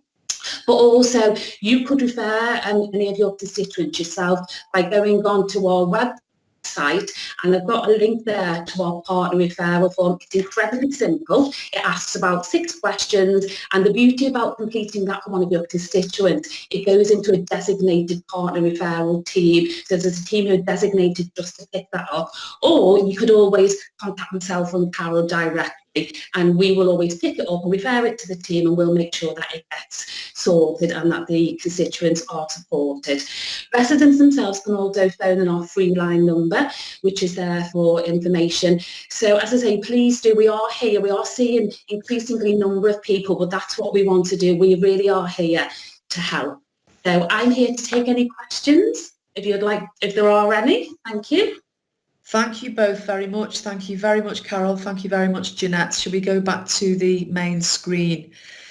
And I think while we do that, I would just like to say, you know, this is the whole reason why, as this committee, we want to make sure that we're getting a really wide range of information and stories and case studies and data, because this is all going to help us in our role as councillors. So thank you both very, very much for all the amazing work that you're doing. And, you know, thank you very much for that extremely thorough report as well. I also quickly want to say thank you to Councillor Mitchell, because it was Councillor Mitchell who propose that we have someone from CAB come and talk to us. So I'm now going to throw it open to the floor. I'm trying to think of the word, but I can't because it's that time of the evening. But I know Councillor Joe. Sorry, I'm having an absolute break. Joe Walsh, switch off here. I've had a brain freeze myself. Councillor Joe Walsh has had his hand up, so I'll take Councillor Joe Walsh, then it's Councillor Mike Sullivan, and then Councillor Dave Mitchell. So over to you, Joe. Thanks very much. Okay, I do apologise. I'm having problems with this camera. It's not coming on. Okay. Thanks for that, Carol and Jeanette. And I mean, someone who works myself in the advice centre in Leso, I know firsthand that, you know, the issues that you face. The problem I mainly get is people having problems getting in touch with the CAB on the phone and get through to the phone line and constantly have to give up, you know, on the phone line. I'm just wondering, you know, because of the cuts, and I know everybody's going through the cuts, aren't they, and what have you, and it affects any, and I know you do depend on a lot on volunteers. I'm just wondering what further help you could get, if possible, you can get from the council, you know. Yeah, absolutely. I mean, I think it's a valid point. You know, people do struggle to get through on the phones, which is one of the reasons why we developed the partner referral form, because then hopefully partners aren't trying to phone as well, and that has helped somewhat. We have got a small amount of extra funding for the next 6 months, which means we're answering the phones 9 till 5, whereas previously it was 10 till 4, and that's already kind of having some really good results. The last couple of days we've been open, we've been in the kind of 70-80% answering the calls, so that has improved. But yeah, any help towards more funding is always welcomed. Yeah. You know, during the COVID period, obviously our volunteers you know, struggled a bit more to get online and do the advice online, but we've been very fortunate in securing funding for lots of IT equipment as well. So we've been delivering IT equipment to volunteers, so more and more of them volunteering. But yeah, I don't think we'll ever, you know, more funding would be great, but I don't think we'll ever have enough funding to meet the demand, because the demand is so high. And as I said, some of those emerging issues, I can only see those demands getting higher, and also kind of, you know, for yourself, Councillor Walsh in Leso as well, in Leso as well. Yeah, I mean, that's correct. I mean, I see it, like I say, daily, and the main people are talking about is the universal credit system, you know, is actually trying to access the universal credit. It's fine, for, you know, for some people, and, you know, we've got internet access, we've got the equipment, but it's horrendous for some people who just haven't got that, you know. It really is, and they are struggling big time with it.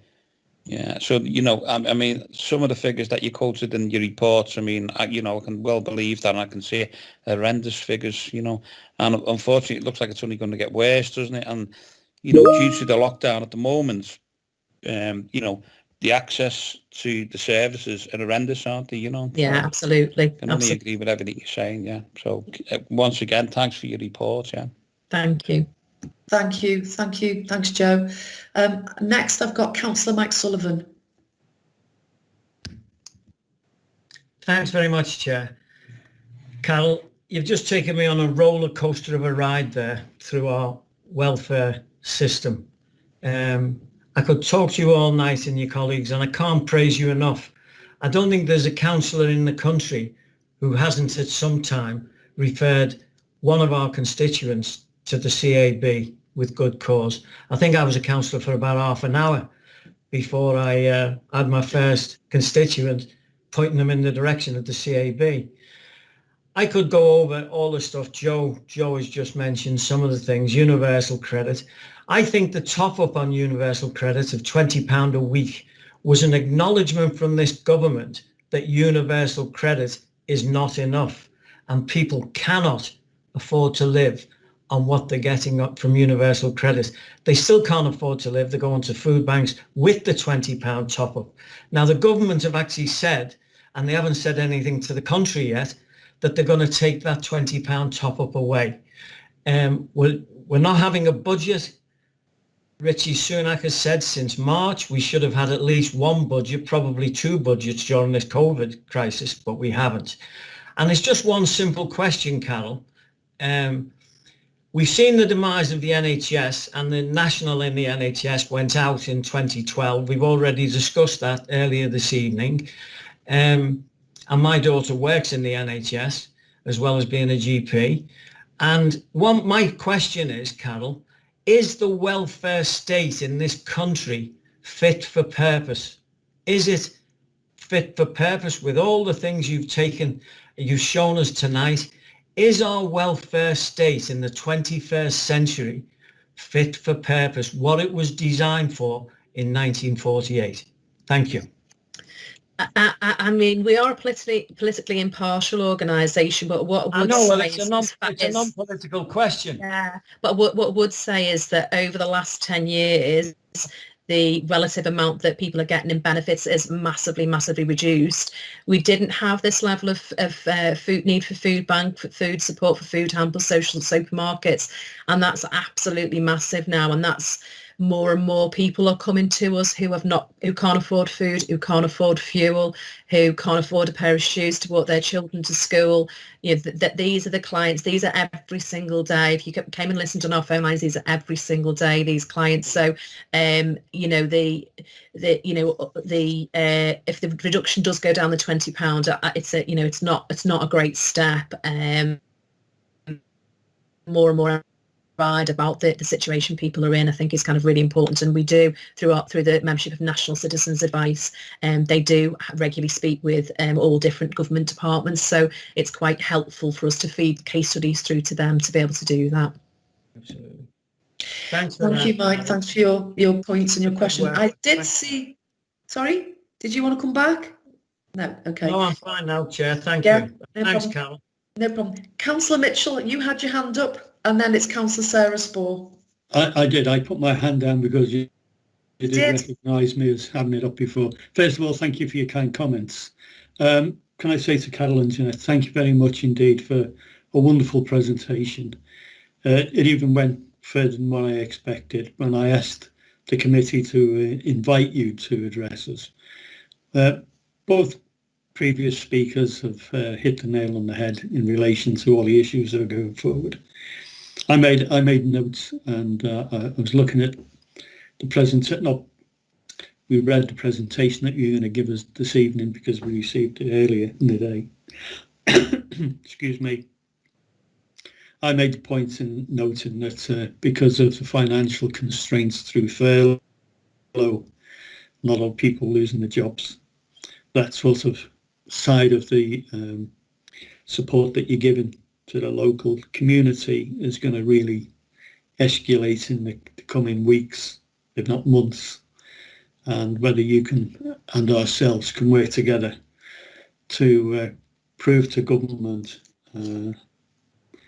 how we can receive better funding in all schemes, whichever way that is.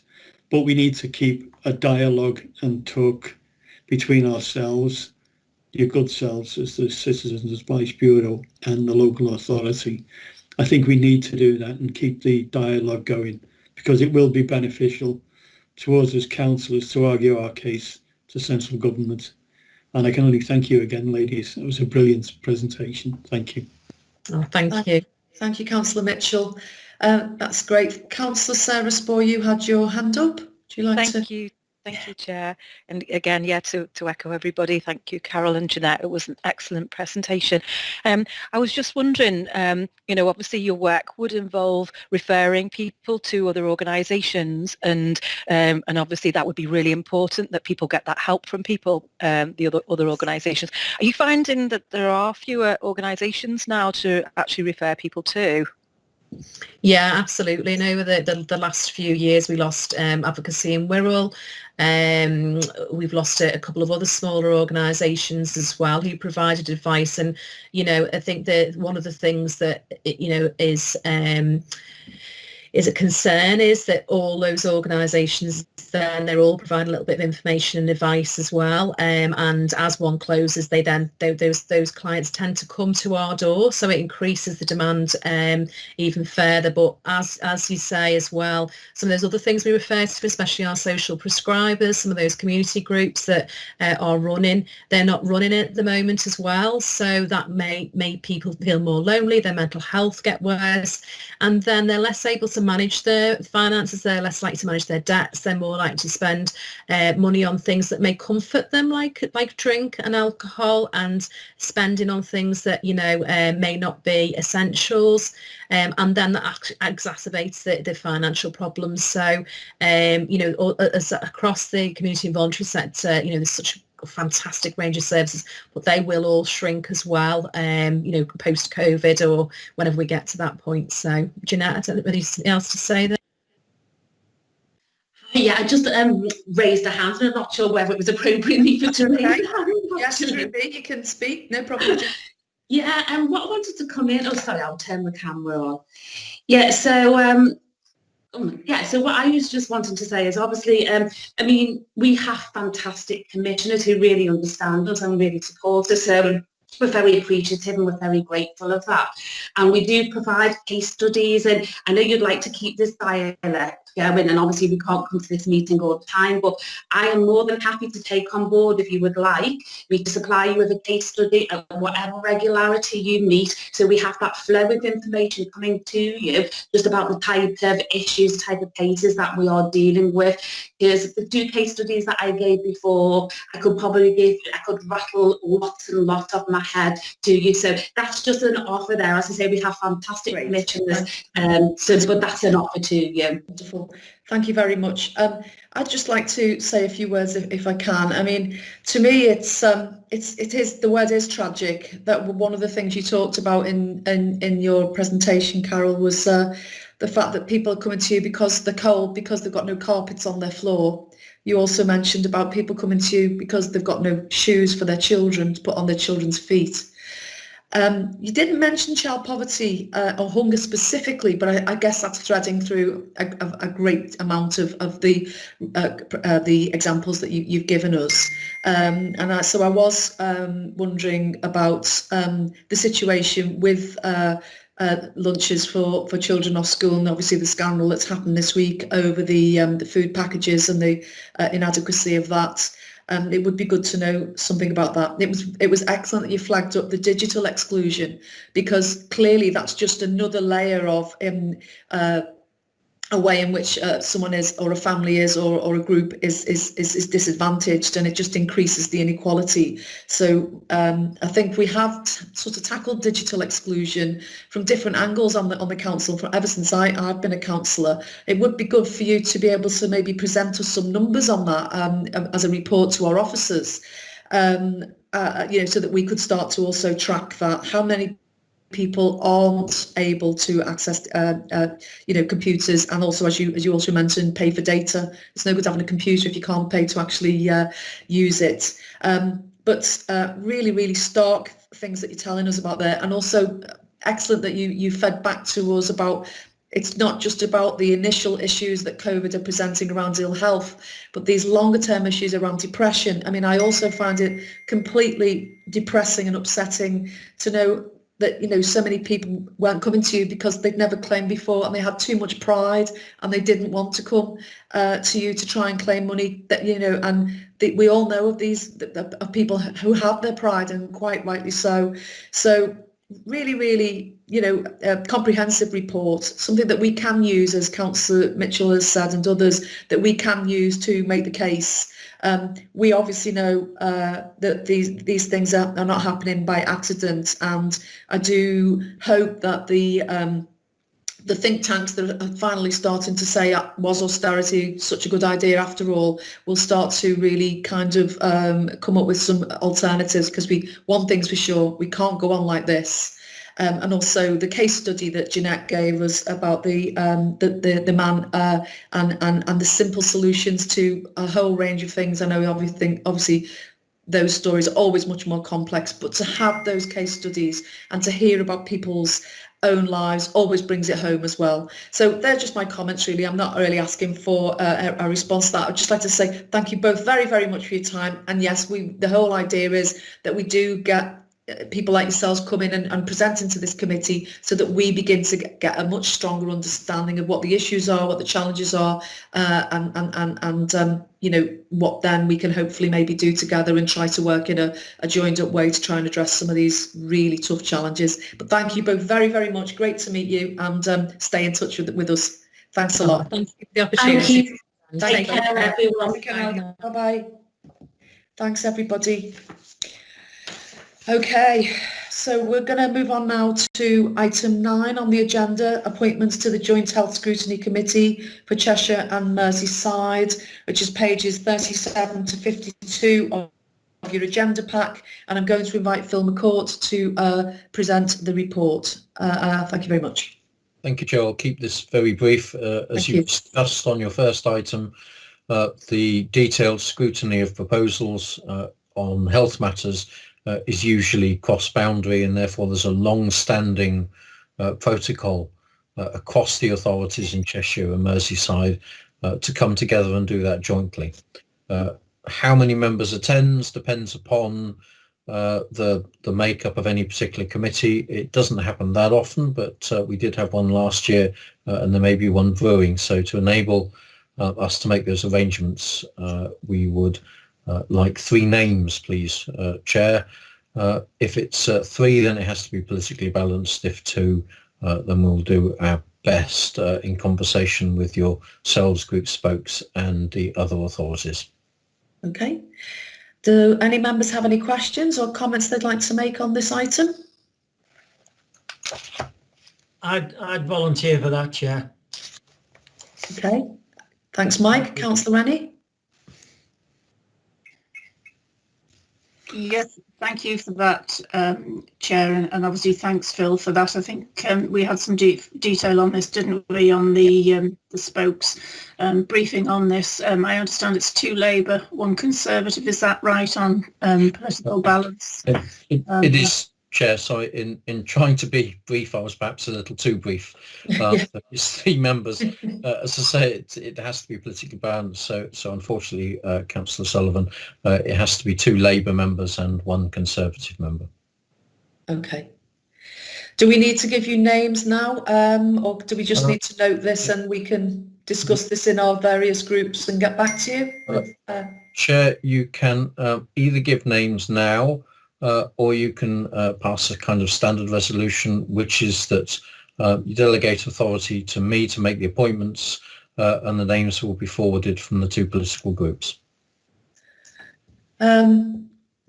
So I've got in my notes that the Partnership Committee is requested to appoint 3 members to the Joint Health Scrutiny Committee in accordance with the political balance requirements. If the 2 parties are ready to make those recommendations, we could do that now. I'd like to nominate Councillor Christina Muspratt and myself from Labour, and I think I'm right in thinking. Over to you, Lesley. Yeah, I mean, if the 2 members of my group on here have no objection, I'd put my name forward for that.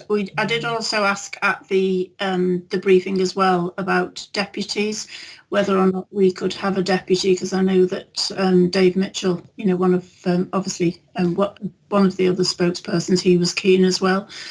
So if one of us can't attend, is it appropriate for us to nominate somebody else as a deputy, if not from our own group, but from another group?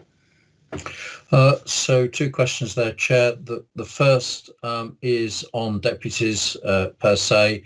The protocol is silent, and we took that to be in the past that deputies weren't permitted.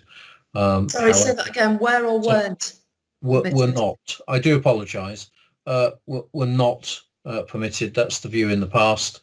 However, I think we'll go back to our colleagues and double check that, because it does make sense that if, for example, Councillor Rennie was unable to make a meeting, there should be the ability to send somebody else instead. In answer to the second question, I'm afraid if it's political balance, then it must be from those political groups and not from anywhere else. That's fine. So then if we can just have that definite clarification, then thank you. That's fine. Thank you very much. Okay, that's that item covered then, I think. So we're actually on to the last item on the agenda, which is... Sorry?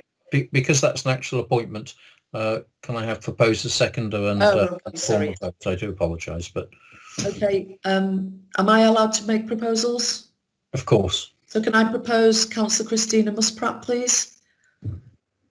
Yeah, you can move all three if you wish, Oh, Chair. can I? Well, I'd like to propose Councillor Christina Muspratt, Councillor Lesley Rennie and Councillor Christine Spriggs. Do you need to I'll second that.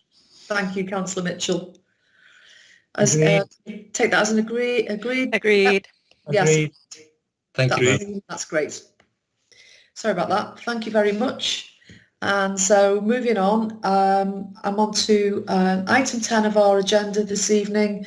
It's the Partnerships Committee Work Programme Update, pages 53 to 52. Can I confirm that the workshop went ahead, that we said we'd needed to kind of get our heads around what this committee's role was and what we were going to do within that committee in December, where members were asked to provide their prioritisation for committee items. A table was compiled, and is attached to your agenda as part of the report. Unfortunately, as we had the Christmas break, a couple of the responses came in after publication of the agenda, and so you should have all received an updated table, I think today, by email, and that will be published as part of the minutes. I just want to reiterate as well that this, is a live document. It's a working document.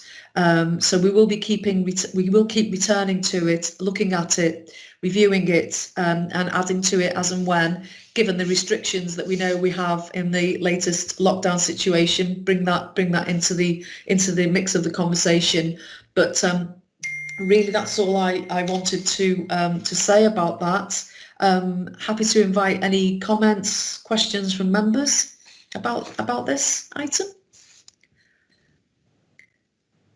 Yeah, Councillor Rennie. Yes, thank you for that, Chair. Yeah, no objections to it. Just a point really, and again I mentioned it in the briefing on item 10, notices of motion. Yes, clearly notices of motion are important to all the political groups, but some of the notices of motion, and it's not really a criticism, but just an observation that, all political groups tend to put forward at some councils are on subjects which really that the council can have absolutely no influence at all. And they're more national issues or even further than that. So I would hope that when we are looking at some of the notices of motion that perhaps may be referred to us, that they are primarily on things that we can influence within our council. Thank you. Thank you, Councillor Rennie. Councillor Dave Mitchell, you had your hand up. Thank you, Chair. Yes, just agree with the comments Leslie's just made in relation to the notice of motions. The ones that we should deal with are the ones that relate to the council and not national, even though a lot of them are national. And I agree to the formula for the recommended work programme. Thank you. Okay, thank you very much. Councillor Johnson, would you like to speak? Thank you. Yes, Chair. Thank you, Chair. Just a few things on that about suggestions, really. So if we're going to work through that list there and work maybe on the first top or 3 or 4 priorities first, how are we going to go about getting suggestions to you? So voluntary groups, for instance, will be an obvious one. How would you recommend that we did that? And then how are we going to decide as a group who would actually speak? Because what I found tonight, they were very brilliant and very interesting 3 reports, but it's a lot of information for us all to take in late at night. And I think we're all quite tired now at 8 o'clock at night. So are the ways that perhaps we can see reports in advance, have less of the talking at, and then we all read and prepare, and then having more discussion instead of perhaps being talked to as well. So 2 parts really. One, how are we going to get the actual people to come and talk to us and decide on those? And then secondly, how is there a way that we can perhaps change the way that it operates in that way? Does that make sense? Yeah, it does. I completely agree. I mean, take for example the citizens' advice report, which we didn't get till today, and it was a very fulsome report. It was, it's a very good example of if we could have had that sooner, then perhaps there could have been a slightly briefer report and more chance for conversation, discussion and debate. I haven't got all the answers. Sorry? Hello? Or is that me? I'm getting some kind of feedback or reverb or something. So I haven't got all the answers, as you quite rightly pointed out. It's the end of quite a long evening with a fairly packed agenda, and we've had three reports. I think we are still working those things out, but I do think we've made some real progress. I haven't got all the answers. I think we could start to ask for some suggested individuals and representatives to come forward and talk to us. I think we also, if we look at those top three around the Better Care Fund, voluntary and third sector, and food security, I definitely think it's a good suggestion to get presentations to us up front, bearing in mind obviously we had the Christmas period, which may have slowed things down a little bit, but in future it's a good point that we could get some of these presentations in sooner, so we've got more chance to look at them. I think if there are people that members would like to nominate to come along, we could, if you want to start nominating them to your spokes, and then myself and spokes could have a conversation about that and try to narrow that down, because quite literally we can't do 13 things. We can't, we've had those conversations. But I think, we will get there. Sensible suggestions of people that you as members of the committee think would be good to come and present to us, getting presentation deadlines in a good while sooner.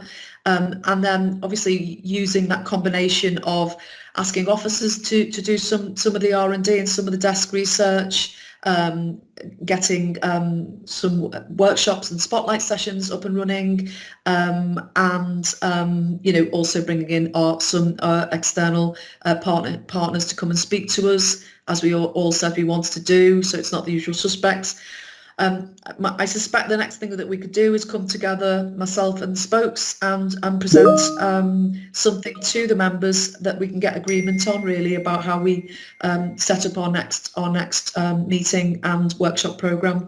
But I think at the moment, if you want to put suggestions in to your spokes, they can come through to myself, we can work together and then come back to you with a set of suggestions of the work programme going forward. Does that sound like a plan? Thank you, Chair. That sounds a good plan, and we'll do that with our spokes. Thank you. Fabulous. Yes, thank you very much. Chair. Yeah, I agree. Thank you. Phew, I'm pleased. Okay, so that's the as far as I can see, that's the last item on the agenda. I would just like to invite the committee to note the Partnership Committee work programme for the remainder of 2020-21 municipal year. We haven't got much to do, have we? And if we could just do that by assent, that would be great. Is that noted? Noted. Thank you very much. Noted. Yes, lovely. Thanks, everybody. Well, in that case, I'd just like to say thank you all very, very much for your time, your passion, your involvement, your questions, your comments, and I look forward to seeing you all again soon on in a range of different ways and carrying on the important work of this committee. Thank you very much. Good night. Thanks very much, Chris. Nice